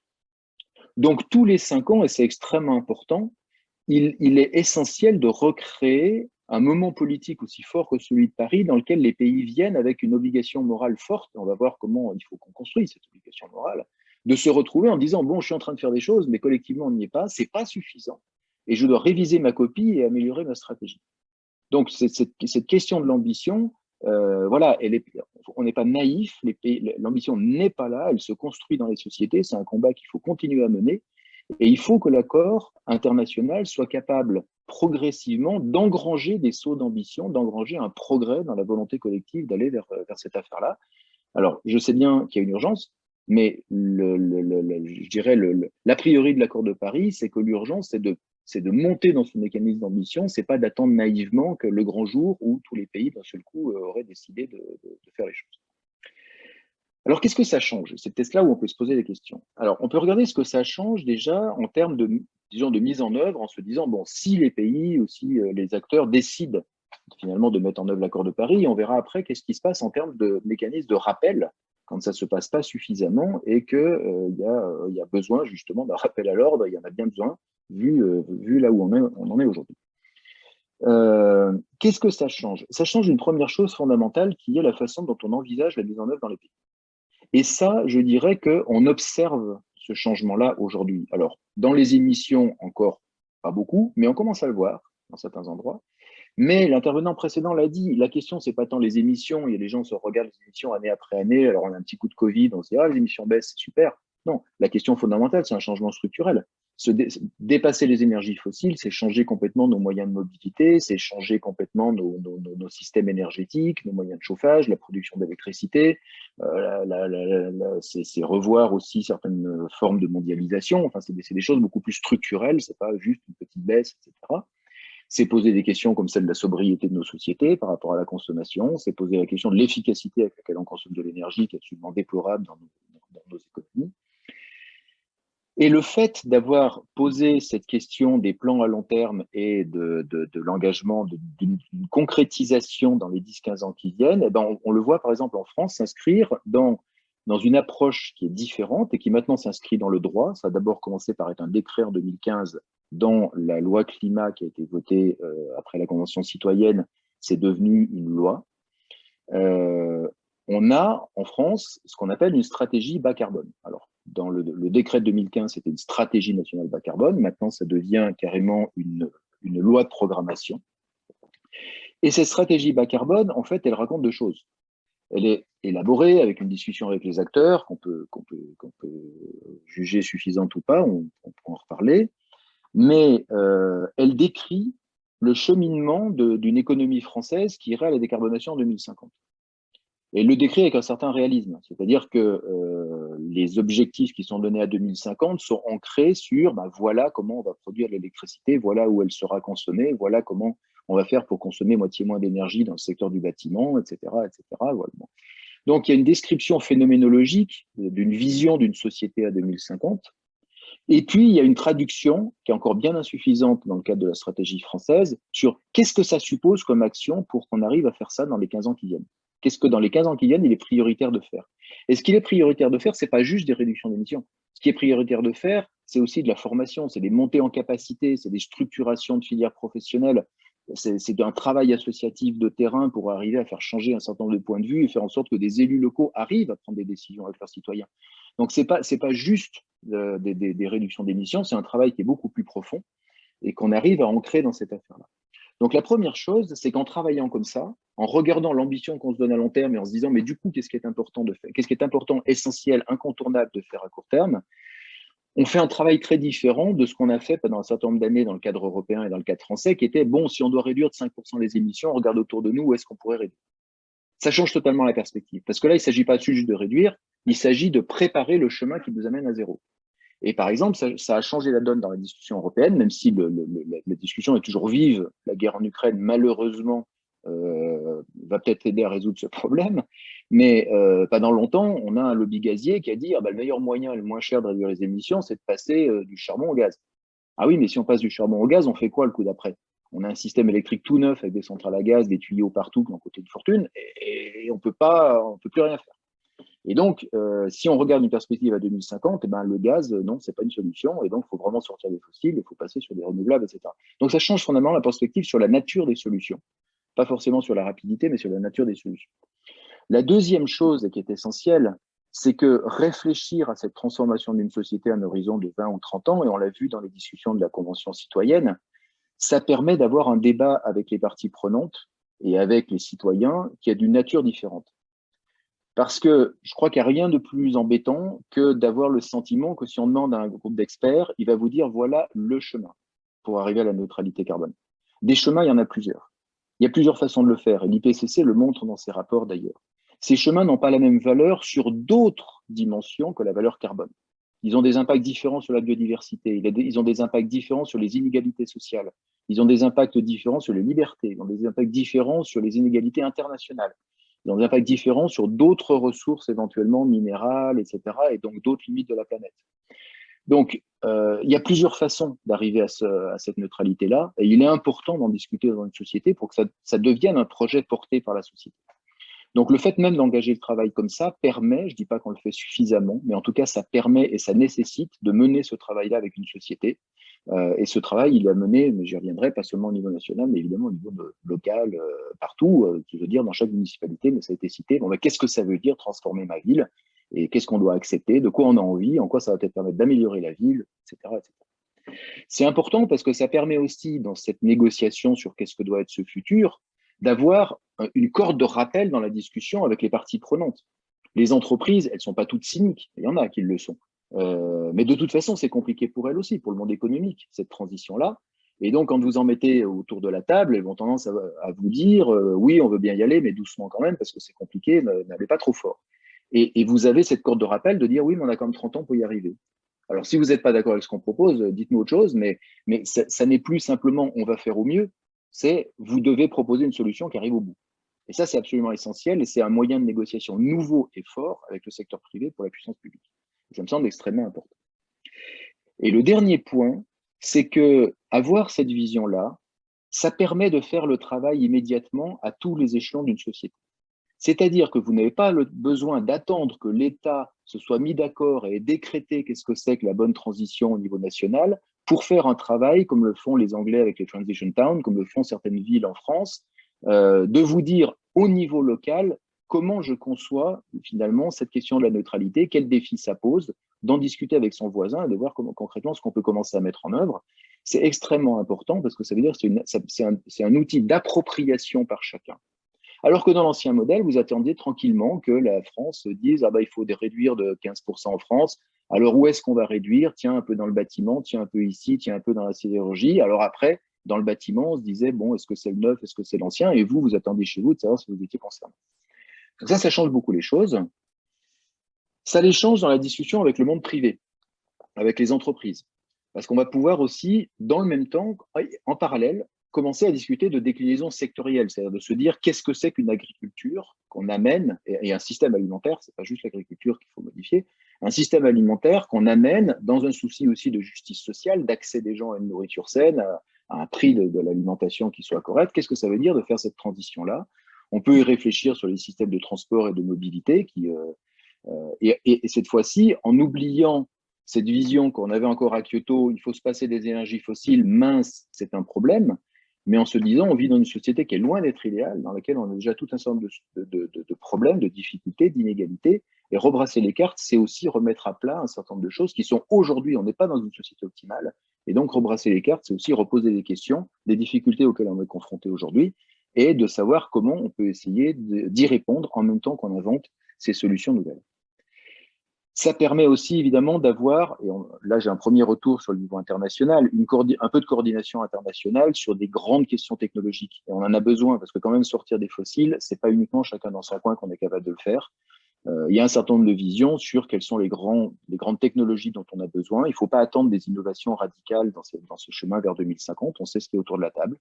Mais il y a des progrès à faire dans les renouvelables, il y a des progrès à faire dans le stockage de l'électricité, il y a des progrès à faire du côté de la biologie, de l'agroécologie, etc. C'est important d'avoir là-dessus des cohérences internationales parce qu'on en a besoin et que l'effort est important et demande beaucoup de coopération aussi au niveau international.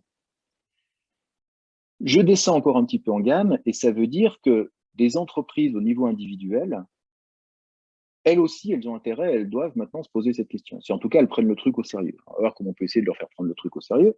Mais si elles le prennent au sérieux, elles ont intérêt à se poser la question. Encore une fois, à ne pas attendre qu'il y ait une loi qui leur tombe sur la figure, qui leur dise qu'est-ce qu'elles doivent faire, mais à se poser la question de se dire, si je veux encore être là dans 15 ans, ce qui est en train de se passer, si vraiment le monde évolue comme ça, je dois me poser la question de savoir, moi, je suis qui dans 15 ans? Ce que je fabrique, est-ce que ça fait encore du sens? La façon dont je le fabrique, est-ce que ça fait encore du sens? Mes clients, est-ce qu'ils seront encore là? Est-ce que mon approvisionnement, ça sera le même, etc. Donc, il y a une responsabilité. Les entreprises sont dès aujourd'hui mises devant une responsabilité d'agir relativement forte. Et ce qui renforce cette responsabilité d'agir, mais aussi parce qu'elles en ont besoin, c'est, et on le voit déjà quand même, la création, parce que sinon, évidemment, les entreprises peuvent aussi raconter, faire ce qu'on appelle du greenwashing, et raconter qu'elles sont neutres, qu'elles vont miracle, mais pour qu'elles le prennent au sérieux, il y a un certain nombre de normes privées qui se mettent en place aussi, avant même que les gouvernements les mettent en place. Je vous donne quelques exemples. Aujourd'hui, il y a une norme ISO qui se discute au niveau international pour que les entreprises ne puissent pas utiliser cette question de la neutralité comme elles l'entendent. En disant, par exemple, je l'ai vu, je vends de l'eau minérale à New York qui vient du centre de la France, elle part par avion, mais je suis neutre parce que par ailleurs, je paye des projets en Afrique. Non, ça ne marche pas. Dans un monde neutre demain, on ne pourra pas embarquer de l'eau minérale dans un avion qui vole avec du kérosène. Ça ne s'équilibre pas avec des projets en Afrique, c'est juste pas possible. Donc, il y a des discussions assez fortes et difficiles au niveau d'une norme ISO pour savoir comment une entreprise peut, dans sa communication, par exemple, s'emparer de la question de la neutralité. On voit le monde de la finance et le monde de l'assurance qui est déjà interrogé par ces questions-là. Nous, on le voit. Il y a une partie du monde de la finance qui a commencé à dire « je ne finance plus le charbon ». Alors là, sur une approche un petit peu statique et négative, comme « je ne finance pas la pornographie » ou « je ne finance pas l'alcool » à l'américaine. Mais on voit aujourd'hui que ça évolue. Nous, on a été récemment contactés par des grands asset managers internationaux qui sont vraiment importants et qui nous disent on voudrait être capable d'avoir des critères pour analyser la stratégie des entreprises dans leurs projets de transition. C'est-à-dire d'être capable de faire une notation qui ne soit pas juste une notation financière, mais une notation sur cette entreprise, est-ce qu'elle a un avenir? Et de se poser la question de savoir comment ils peuvent mesurer ça. Donc, on voit ces modifications qui sont en train de se faire. Et sur la question de la finance, et pour revenir sur la question des pays en développement, Un mouvement récent mais intéressant, c'est celui des banques de développement qui sont membres d'un grand réseau qui s'appelle IDFC, qui est un réseau international de banques de développement, où on a par exemple l'AFD française ou la banque allemande, mais on a aussi la banque de développement chinoise, indienne, etc. Donc, c'est pas uniquement le Nord. Et l'ensemble de ces banques de développement aujourd'hui se pose la question de comment mettre en place des financements de soutien aux pays en développement qui soient alignés à l'accord de Paris. Et ça aussi, c'est un grand changement parce que jusqu'à maintenant, elles faisaient des aides au développement d'un côté, sans se poser trop la question de la soutenabilité, et puis elles faisaient des projets climat qui étaient un peu comme ça perdus dans la nature et qui n'avaient aucun effet transformationnel sur les économies. Aujourd'hui, elles essayent de se poser la question globalement d'une aide systémique. Alors, ce n'est pas à la hauteur encore, mais c'est quand même un changement profond dans leur pratique, d'une aide systémique sur des visions de soutien à une transition et à un développement économique et social dans les pays en développement. Alors, ce que je signale là, c'est des mouvements. C'est un peu les attendus qu'on pouvait avoir de ce rapport entre ce droit international et comment il amène un certain nombre de figures du droit national européen ou même de normes privées à se construire dans ces mêmes règles que le droit international. Ces mouvements, je pense qu'on les observe un peu aujourd'hui, pas suffisamment, pas encore assez vite, pas encore assez à la bonne ambition, mais c'est déjà un progrès sur les bonnes bases, je dirais, pour essayer de mettre en œuvre, de concrétiser, d'opérationnaliser les principes qui ont été présentés dans la première partie. Et ça, je crois que c'est quelque chose d'essentiel. C'est-à-dire qu'on a créé un mode de rapport, de tension entre les gens, entre les acteurs, etc., qui va obliger à se poser à tous les niveaux les questions qui ont été posées dans la première partie de ce rapport-là, de cet exposé, du précédent exposé, pardon. Et ça, je crois que c'est absolument essentiel parce que c'est pas miraculeusement l'accord international, évidemment, qui règle les questions, ça a bien été dit, étant donné les tensions, mais il fournit tous ces outils-là et je pense que maintenant, on a la charge dans les sociétés de s'en emparer et de les utiliser. Alors, en deux mots, s'en emparer, qu'est-ce que ça veut dire aussi, puisqu'on voit bien qu'on n'y est pas, je vais conclure là-dessus. Je vais aller du plus soft au plus violent. La première chose, c'est qu'évidemment, il y a tout ce travail qui peut se faire en parallèle. C'est-à-dire que chacun, finalement, citoyen, entreprise, etc., peut non pas attendre une injonction réglementaire ou légale d'agir, qui viendrait de décideurs éclairés, mais peut s'emparer de la question de la transition et peut finalement anticiper son propre mouvement, sa propre responsabilité dans cette affaire-là, aiguillonné aussi par des visions morales, mais par ses consommateurs, son exposition, son image, ses financiers, etc. etc. Bon. Les citoyens peuvent aller voir leur maire, voilà. Et on a une base de discussion pour faire des choses qui rentrent dans cette vision construite d'un cheminement vers la neutralité. Et il s'agit maintenant, évidemment, de s'en emparer. La deuxième chose, c'est qu'on peut là-dessus, et ça c'est essentiel, et pour moi aujourd'hui c'est un point extrêmement faible encore, si on regarde ce qui s'est passé à Glasgow, si on regarde ce qui s'est passé depuis l'accord de Paris, j'ai bien dit, on n'a pas mis sous le tapis la justice internationale, et si on n'a pas mis sur le tapis la justice internationale, on a un enjeu de coopération, de mise en œuvre commune, et on n'est pas du tout à la hauteur. Alors on voit des choses qui commencent à se profiler, j'ai parlé de l'action des banques de développement, mais leur capacité financière est quand même limitée. On commence à voir des choses qui peuvent être intéressantes aussi. Il y a eu, par exemple, à Glasgow, un accord de coopération avec l'Afrique du Sud pour essayer de prendre en charge la transition, mais dans sa dimension sociale, dans sa dimension accompagnement sur l'emploi, sur les personnes concernées, etc., de la transition en dehors du charbon de l'Afrique du Sud. C'est pas un plan qui dit on va vous payer des panneaux solaires, c'est un plan qui dit vous avez aujourd'hui des centaines de milliers de gens qui dépendent d'une économie du charbon. Qu'est-ce qu'on fait pour trouver un job à ces gens-là, pour leur permettre de rebondir dans la société qu'on est en train de construire? Comment on accompagne ça par des plans de formation, des plans d'emploi, etc., etc. Ça, c'est absolument essentiel. Il y en a un aujourd'hui, il en faudrait évidemment un peu partout. C'est une question essentielle en Inde, etc. C'est une question essentielle en Europe, comme dans les pays où il y a encore d'ailleurs des économies qui dépendent fortement du charbon, y compris chez notre voisin allemand. Enfin, le voisin allemand, il a les moyens de l'assumer tout seul. Le troisième point, c'est que tous ces mouvements-là, ils reposent quand même sur quelque chose qui est la crédibilité quand même du mouvement général. Et je vous ai parlé de la SNDC, pour l'instant j'ai fait un portrait idyllique en disant on a un plan en France, ça peut s'appliquer, etc. On a des visions à 2050, on fait le travail à 2030. Je suis membre du Haut Conseil pour le climat, on fait tous les ans un rapport pour dire oh là là, on n'y est pas. Et le gouvernement n'est pas content parce qu'il nous dit, vous n'êtes jamais content, on n'a jamais autant agi pour le climat, et vous râlez tout le temps parce que ce qu'on fait, ce n'est pas suffisant. Nous, on leur répond, bah, écoutez, finalement, et ça c'est extrêmement important, c'est pas qu'on n'est pas content, c'est que vous avez vous-même dit que vous vous engagiez sur une action qui nous menait à la neutralité à 2050. Vous avez vous-même dit qu'est-ce qu'il était important, urgent, nécessaire de faire dans les 20 ans qui viennent pour arriver à cette neutralité à 2050. Et nous, on vous rappelle simplement que vous n'êtes pas en train de le faire ou pas suffisamment ou pas complètement. Donc, c'est dans votre propre référentiel qu'on vous critique. Et ça, c'est extrêmement important. Cette première chose-là est importante. La deuxième qui est importante, c'est évidemment, on voit la montée en gamme. Hein, la stratégie de développement durable, c'était un décret il y a encore quelques années, c'est aujourd'hui une loi. Donc, ça devient quelque chose qui remonte au centre, qui doit remonter au centre des priorités d'un gouvernement et organiser son action. Vous savez qu'en ce moment, il y a des débats pour savoir si l'action climatique doit remonter au niveau d'un Premier ministre et qu'est-ce que ça veut dire, pour que ça ne devienne pas simplement une affaire technocratique. Mais on voit bien qu'il y a une question sur le recentrage de la question climatique comme un guide de l'action, pas seulement d'un ministère de l'Environnement, mais de l'action sociale, l'action sur les transports, d'un ministère de l'Agriculture, du ministère des Finances, de la Santé, etc. etc. Et ce même référentiel, c'est ce qui va permettre finalement la mise en place d'un dernier ressort qui me semble essentiel et qui pour moi n'est pas un aveu d'échec, mais est une pièce essentielle, fondamentale de cette construction-là, qui est, in fine, la justice climatique. Alors cette fois-ci, non pas dans les termes, dans l'acceptation qui a été celle de la première présentation, c'est-à-dire la justice comme équité, mais bien la justice comme rendre la justice. Alors il y a évidemment un lien très fort entre les deux, mais là je parle bien de la justice comme la question de saisir et de rendre la justice, c'est-à-dire de faire un procès quelque part.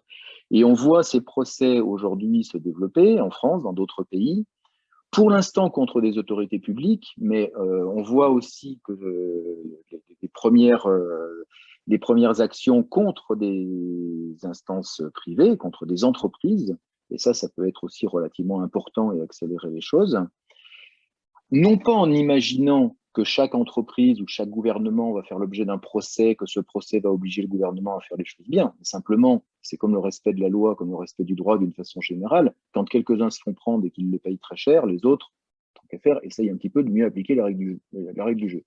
Donc, mais qu'est-ce qui est important? Ce qui est important, c'est regarder par exemple l'affaire Grande-Synthe en France. Vous avez une municipalité qui est au bord de l'eau, qui dit « moi je vais en prendre plein la figure avec le changement climatique, le gouvernement ne fait pas le travail, je suis le premier exposé parce que je suis au bord de la mer, et donc je porte plainte en disant « le gouvernement ne protège pas suffisamment mes citoyens d'aujourd'hui, mes citoyens à venir ». Avant l'accord de Paris, le gouvernement aurait dit « oh ben moi j'ai un engagement de réduction de moins 8% dans le cadre de la bulle européenne, en accord avec l'international à Kyoto ». Je fais le job, et c'est vrai que la France elle avait fait le job hein, par rapport à ça, on était dans les clous, donc il n'y a rien à me reprocher. J'applique l'accord international. Aujourd'hui, c'est très intéressant de lire l'instruction de la question de Grande-Synthe, parce que ce qui est dit dans cette instruction, c'est que la France est partie prenante de l'accord de Paris. Le fait de ratifier l'accord de Paris n'oblige pas le gouvernement à le mettre en œuvre. Ça, c'est une spécificité de la Constitution française. Donc, on aurait pu dire, ah bah top, ça s'arrête là, l'arrêt Grande-Synthe. On n'est pas obligé. C'est pas parce qu'on l'a ratifié qu'on est obligé de le faire. Oui, mais, le juge dit, oui, mais la France a pris une loi en application de l'accord de Paris. La France a eu la naïveté d'écrire dans un texte de loi, puisqu'on a signé l'accord de Paris, alors on va faire ça. Donc le juge s'appuie sur cette loi en disant, puisque la France a dit qu'elle appliquait l'accord de Paris, maintenant elle est bien obligée de le faire, puisqu'elle l'a dit dans une loi française. Et à partir de là, c'est très intéressant, le juge se pose la question de dire, mais moi, Conseil d'État, est-ce que je peux juger un gouvernement sur la soi-disant insuffisance de son action par rapport au futur? Alors que jusque-là, je ne fais jamais que constater des choses et des conséquences observables. Et là, on ne peut pas observer le futur pour savoir si l'action de la France est insuffisante. Et il conclut que oui, en disant justement que cet arsenal entre la construction de vision long terme, et la France en a construit une, et l'action à court terme cohérente avec cette vision long terme, est suffisamment forte scientifiquement, quelque part, pour s'appuyer là-dessus et pour dire l'action aujourd'hui du gouvernement français n'est pas alignée et n'est pas suffisante pour délivrer les engagements qu'il a pris au niveau international et pour finalement condamner l'État français. Et c'est là-dessus qu'il y a eu une bagarre d'experts quand, dans la dernière partie de l'accord Grande Sainte, puisque le gouvernement a demandé un rapport d'experts pour essayer de montrer que les actions de court terme étaient alignées avec le long terme, et les ONG ont demandé un rapport d'experts pour montrer que ça ne l'était pas. Et donc, c'est extrêmement intéressant parce qu'on voit bien que c'est sur cette construction-là, le rapport entre l'engagement collectif pris à Paris de tous les pays à 2050, qui paraît un truc un peu farfelu et lointain, et la réalité de l'action politique aujourd'hui, que se mène la bataille d'un combat comme celui de Grande Sainte et que les ONG gagnent finalement ce combat. Et la dernière chose, 1 minute, c'est le retour vers l'international.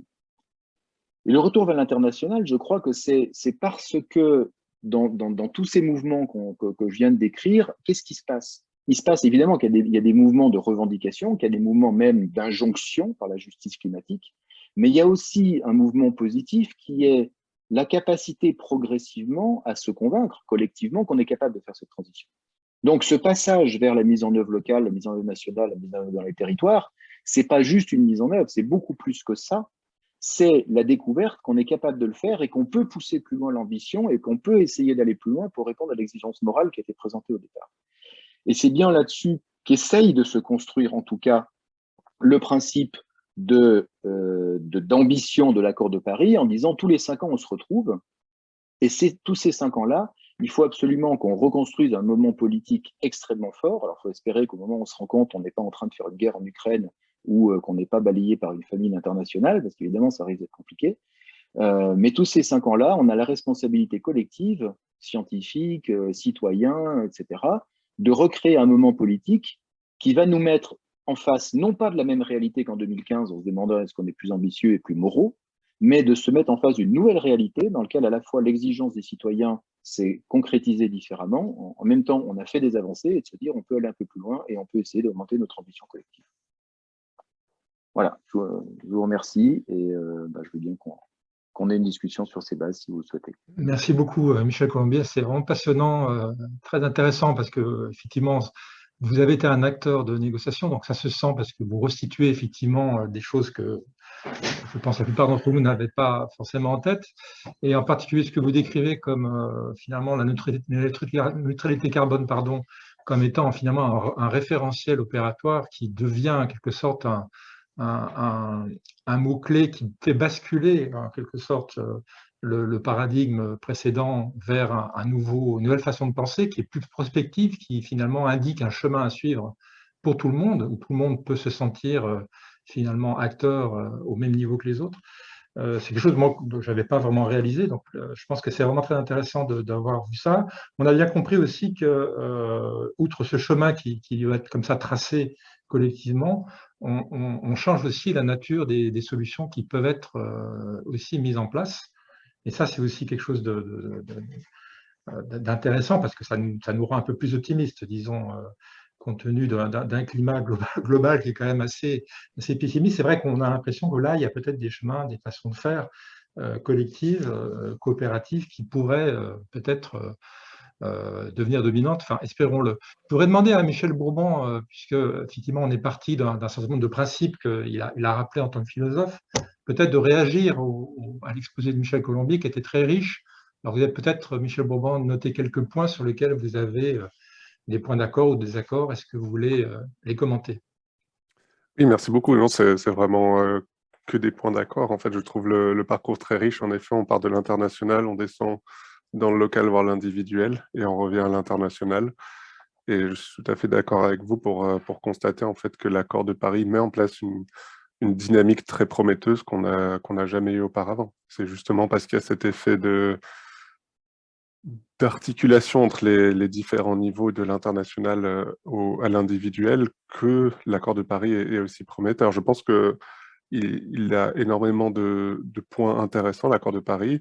C'est un outil très précieux et toute la question, c'est justement qu'est-ce que les responsables politiques vont en faire. Est-ce qu'on va être à l'accord, est-ce qu'on va être à la hauteur de l'ambition de l'accord qui lui-même entérine l'objectif de réduire à 2% et de préférence à 1,5% les émissions d'ici la fin de siècle? Est-ce qu'on va être à la hauteur de ces ambitions et de ces objectifs qui sont entérinés aujourd'hui dans le droit international? Ou est-ce qu'on va continuer à faire comme on l'a fait avant, pendant pendant près de plus de 20 ans à juste faire des petites politiques en marge pour essayer de paraître bien, au final, en faisant pas assez. Donc, j'ai l'impression que le degré d'ambition est là, et tout dépend de la volonté politique. Et je pense qu'il est très important de noter que cette volonté politique est à de multiples niveaux. Et même si on a des blocages sur le plan international pour des raisons à la fois contingentes et nécessaires dues au fonctionnement des négociations internationales, je pense qu'on peut compter sur des dynamiques, et c'est ici le modèle de la gouvernance polycentrique qui est très intéressante. Avoir plusieurs centres qui agissent de telle manière à ce qu'un centre puisse prendre le relais si un autre centre ne fait plus l'action suffisante. Donc je me demandais, vous, par rapport à ces dynamiques très motivantes et très encourageantes que vous avez pu observer, si vous avez l'impression, notamment au niveau de la transition technologique, si vous avez l'impression qu'aujourd'hui, technologiquement, par exemple, nous avons les moyens de mettre en place les réductions nécessaires. Si c'est plus une question politique, on a les technologies, mais on n'a pas la volonté politique, ou si vous avez l'impression que c'est quelque chose de différent. Je pense que si on regarde aussi bien les travaux un peu globaux que peut faire le GIEC, ou si on regarde les discussions qu'on peut avoir en France, en Europe, etc., les moyens technologiques, on les a. Il n'y a absolument aucun doute. C'est-à-dire que, alors, on les a. Il y a des choses sur lesquelles, si on fait des progrès sur la capacité à stocker de l'électricité, ben, ça permettrait d'accélérer la pénétration des renouvelables sur les réseaux, c'est évident. Mais c'est pas un frein aujourd'hui, ça sera un frein en 2040. Quand on a 30% de renouvelables sur un réseau européen, on n'a pas besoin du tout de moyens sophistiqués de stockage d'électricité. Donc aujourd'hui, on peut aller construire tout ce qu'on veut comme renouvelable pour consommer moins de gaz. On n'a aucun problème technique de fonctionnement d'un réseau électrique. On sait que quand on arrivera à 80 ou 90%, on commencera à en avoir et qu'on ne pourra pas juste s'appuyer sur des solutions de flexibilité, d'organisation du marché, etc. Et qu'à ce moment-là, éventuellement, il y a des innovations qui seront les bienvenues. Mais même ces innovations-là, on les connaît. C'est plus du développement technologique qu'on a besoin de faire. Et les gens qui disent qu'il faut des innovations radicales, pour 2100 peut-être, mais ce n'est pas le sujet. On a un job à faire d'ici 2050. Et quand on voit le rythme, de toute façon, à laquelle évoluent les technologies, dans leur rythme de pénétration dans une société, etc., ben en gros, les solutions qu'on met en œuvre d'ici 2050, on voit où elles sont. Et y compris, d'ailleurs, il y a des solutions qu'on nous a promis il y a 20 ans, comme par exemple la séquestration du carbone, qui était présentée comme une voie de sortie pour les fossiles, finalement, pour continuer à irriguer les systèmes énergétiques. Vu là où on en est aujourd'hui sur cette technologie, c'est-à-dire à peu près nulle part, c'est fini. On s'en servira plus de cette technologie. Par contre, on a peut-être besoin de réfléchir à des technologies de stockage si vraiment un jour on est obligé de faire, qui sait, du pompage de CO2, si on est vraiment atteint des niveaux trop élevés et qu'on a les moyens économiques de se payer ça, encore une fois, ou que certains ont les moyens de le faire, le stockage peut être utile. Mais comme solution pour continuer à utiliser des fossiles, c'est déjà trop tard. C'est déjà trop tard, c'est un système qui est... Donc, les moyens technologiques, oui, on les a. Je crois que la question, elle n'est pas du tout là. La question, elle est sur l'urgence à mettre en place une transition qui soit justement une transition vers un monde désiré et désirable, et pas une transition qui fasse de la casse sociale, de l'austérité, etc. Et je fais bien la distinction entre la sobriété et l'austérité. La sobriété, c'est pas serrer la ceinture. Et la sobriété, c'est avant tout des valeurs collectives. C'est-à-dire que les raisons pour lesquelles on se transporte, les raisons pour lesquelles on a un certain nombre de types de consommation aussi dans une société, c'est pas juste des décisions individuelles, c'est aussi un moule dans lequel on est projeté sur qu'est-ce que c'est que s'émanciper, réussir, etc., etc. Il y a plein de choses qui nous obligent plus ou moins concrètement finalement à s'inscrire dans des modèles de consommation qui ne sont pas forcément des choix individuels. C'est ça qu'il est compliqué de changer. Alors, il y a des gens qui disent « Ah, ben, il ne faut rien changer et uniquement compter sur la technologie ». C'est un peu une fausse idée, je pense, pour deux raisons. La première, c'est que si on regarde l'histoire des sociétés humaines, jamais une technologie ne s'est diffusée dans les sociétés humaines sans changer complètement ces sociétés. Donc, de toute façon, c'est complètement idiot de penser qu'on a une espèce de mode de vie. D'abord, ça serait supposé que notre mode de vie on est arrivé à l'apex d'un mode de vie humain qui ferait finalement le mieux de ce qu'on n'aurait jamais pu inventer, ce qui est tout à fait discutable quand même, vu les inégalités qu'il y a dans notre société. Mais de toute façon, l'introduction de nouvelles technologies, par définition, change les sociétés. Donc, c'est bien l'ensemble, et c'est pas juste des voitures électriques, c'est des mobilités nouvelles, c'est une façon différente de vivre la ville, c'est une façon différente d'organiser l'accès à la mobilité dans les régions rurales, et c'est pas les mêmes solutions partout, etc. Et oui, là-dedans, il faudra aussi des voitures électriques, mais ça, finalement, on les a, ça fonctionne.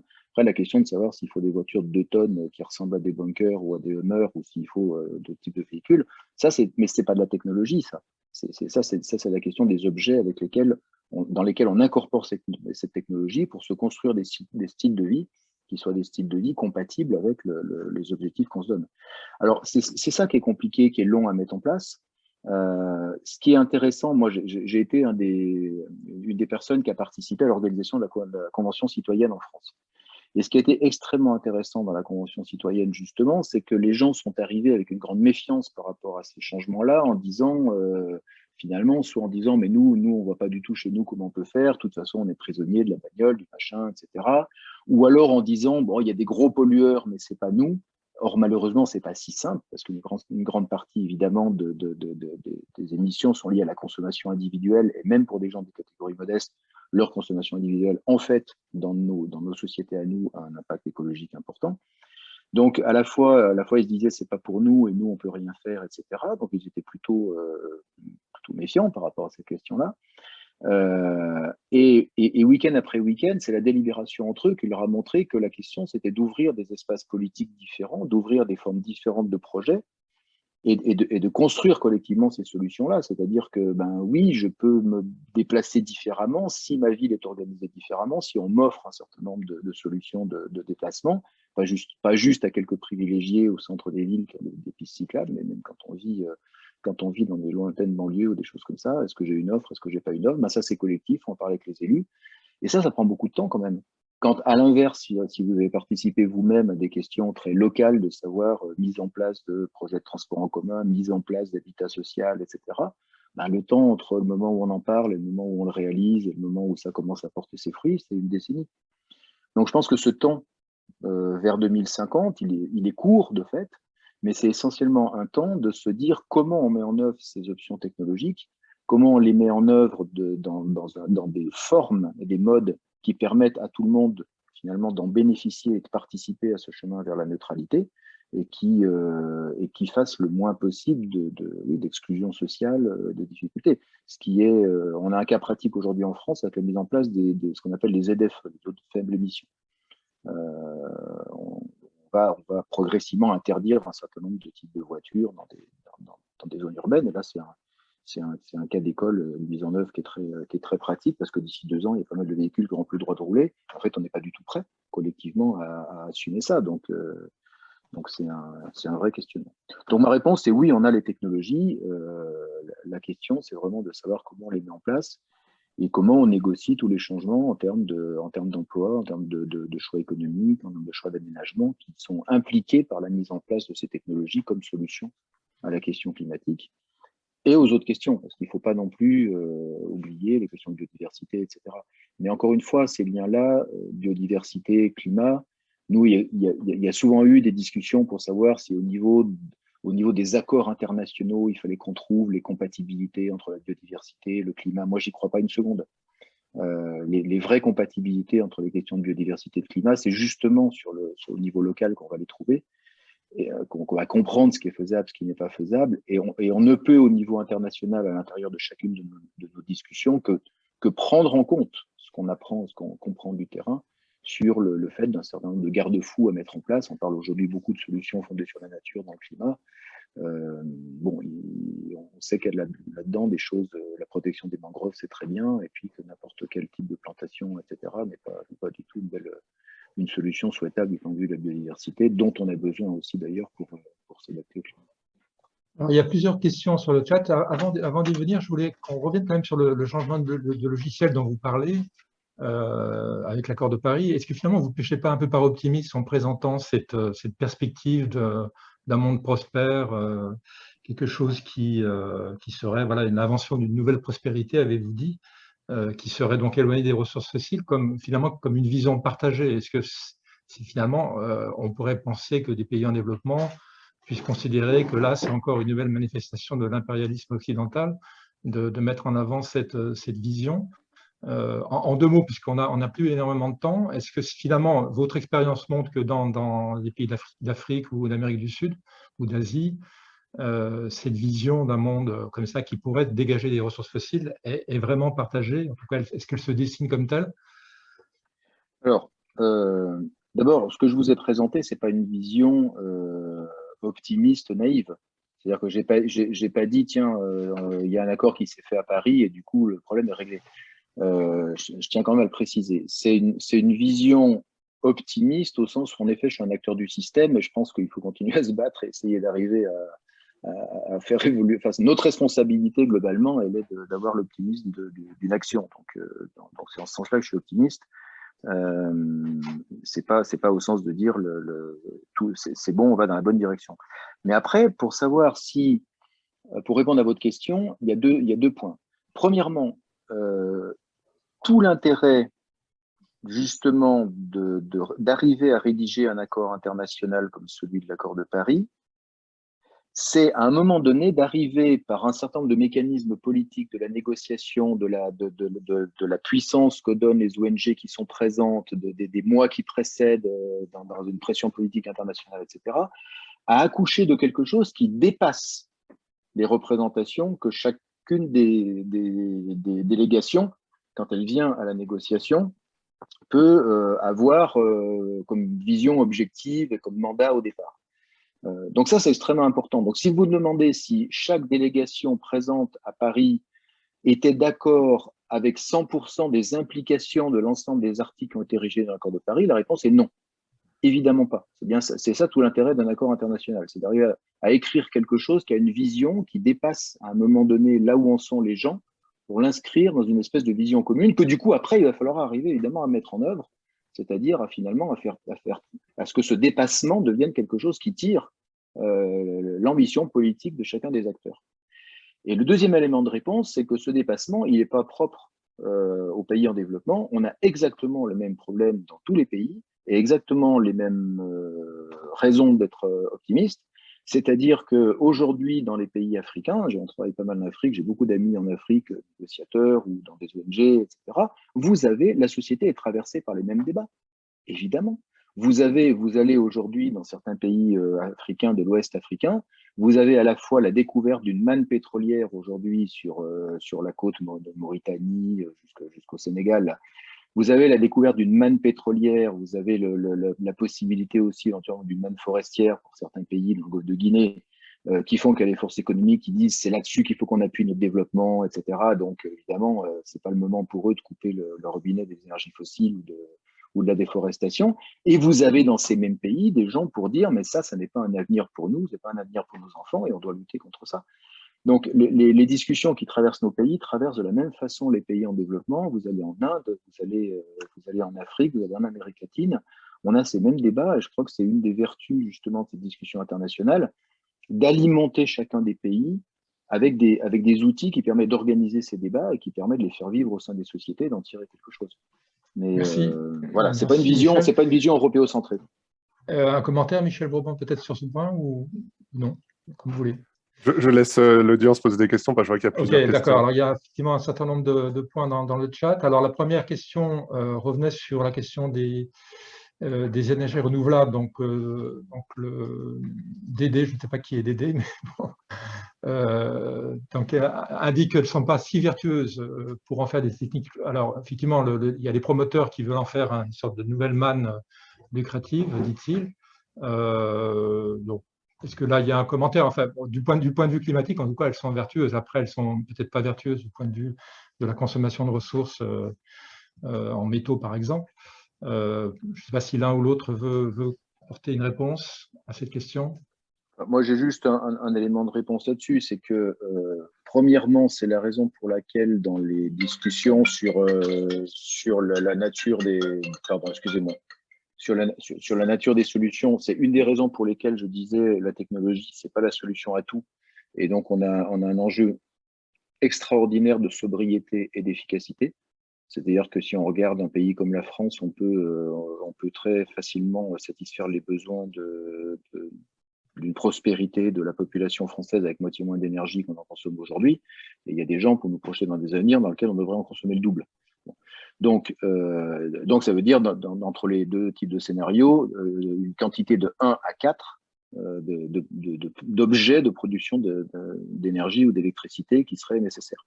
Donc, une première réponse, c'est non, en soi, un objet technologique n'est jamais un objet neutre, pas plus une éolienne qu'une centrale nucléaire ou une centrale à fioul. Par contre, aujourd'hui, son empreinte écologique est bien moindre que celle des autres objets technologiques qu'on utilise. Et par ailleurs, sur ces objets-là, on est en train de faire pas mal de progrès qui font que ce qu'on voyait comme des difficultés il y a encore même 3 ou 4 ans sur un certain nombre de métaux rares est en train de se réduire énormément. Il me semblait que pour le protocole de Kyoto,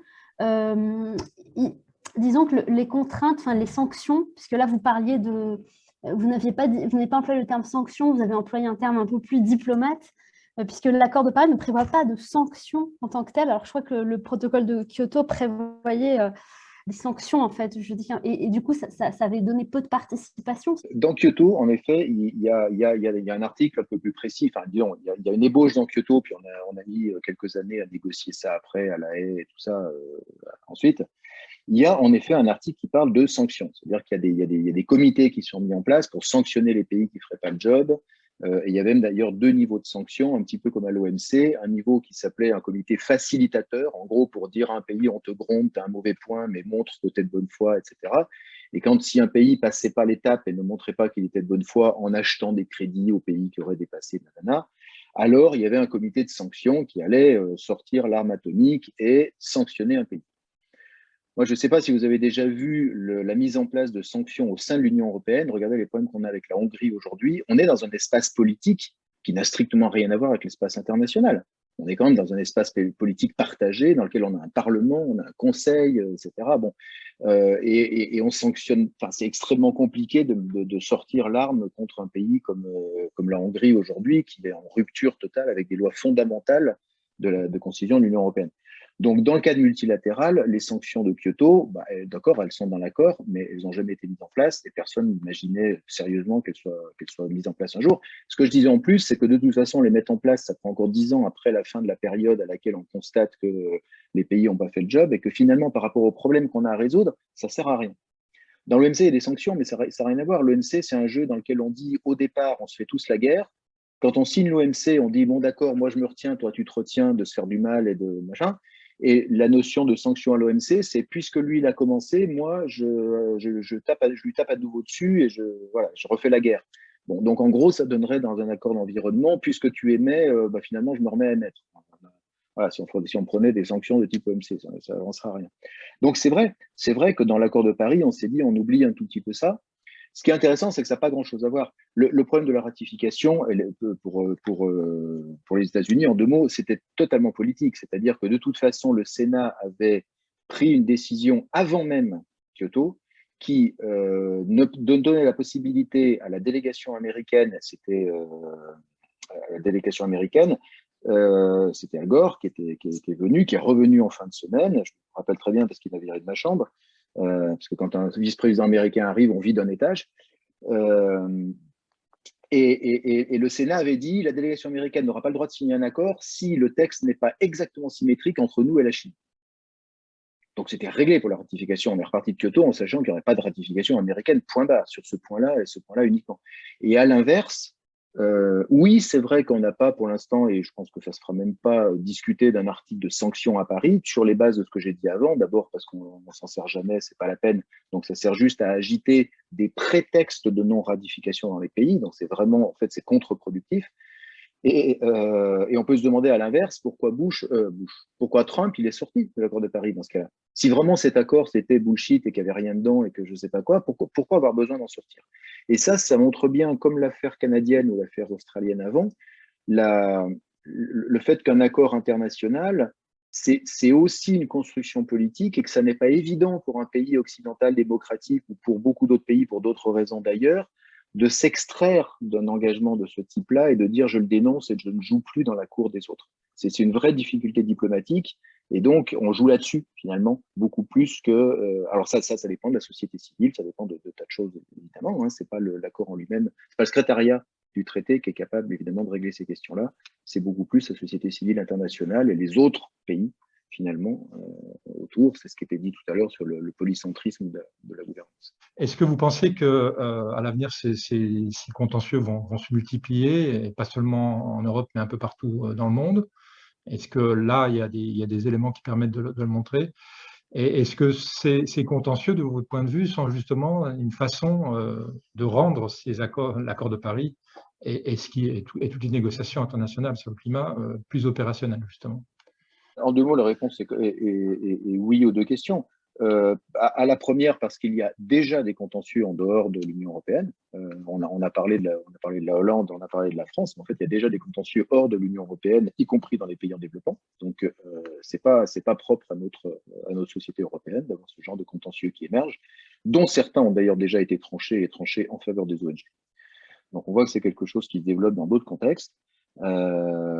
Donc oui, certainement, ça va se développer. Après, je le disais, hein, moi, je ne pense pas que ça va se gouverner uniquement par du contentieux. C'est simplement que le contentieux va faire partie évidemment du paysage et que ça va donner une force politique à la société civile, aux citoyens, etc.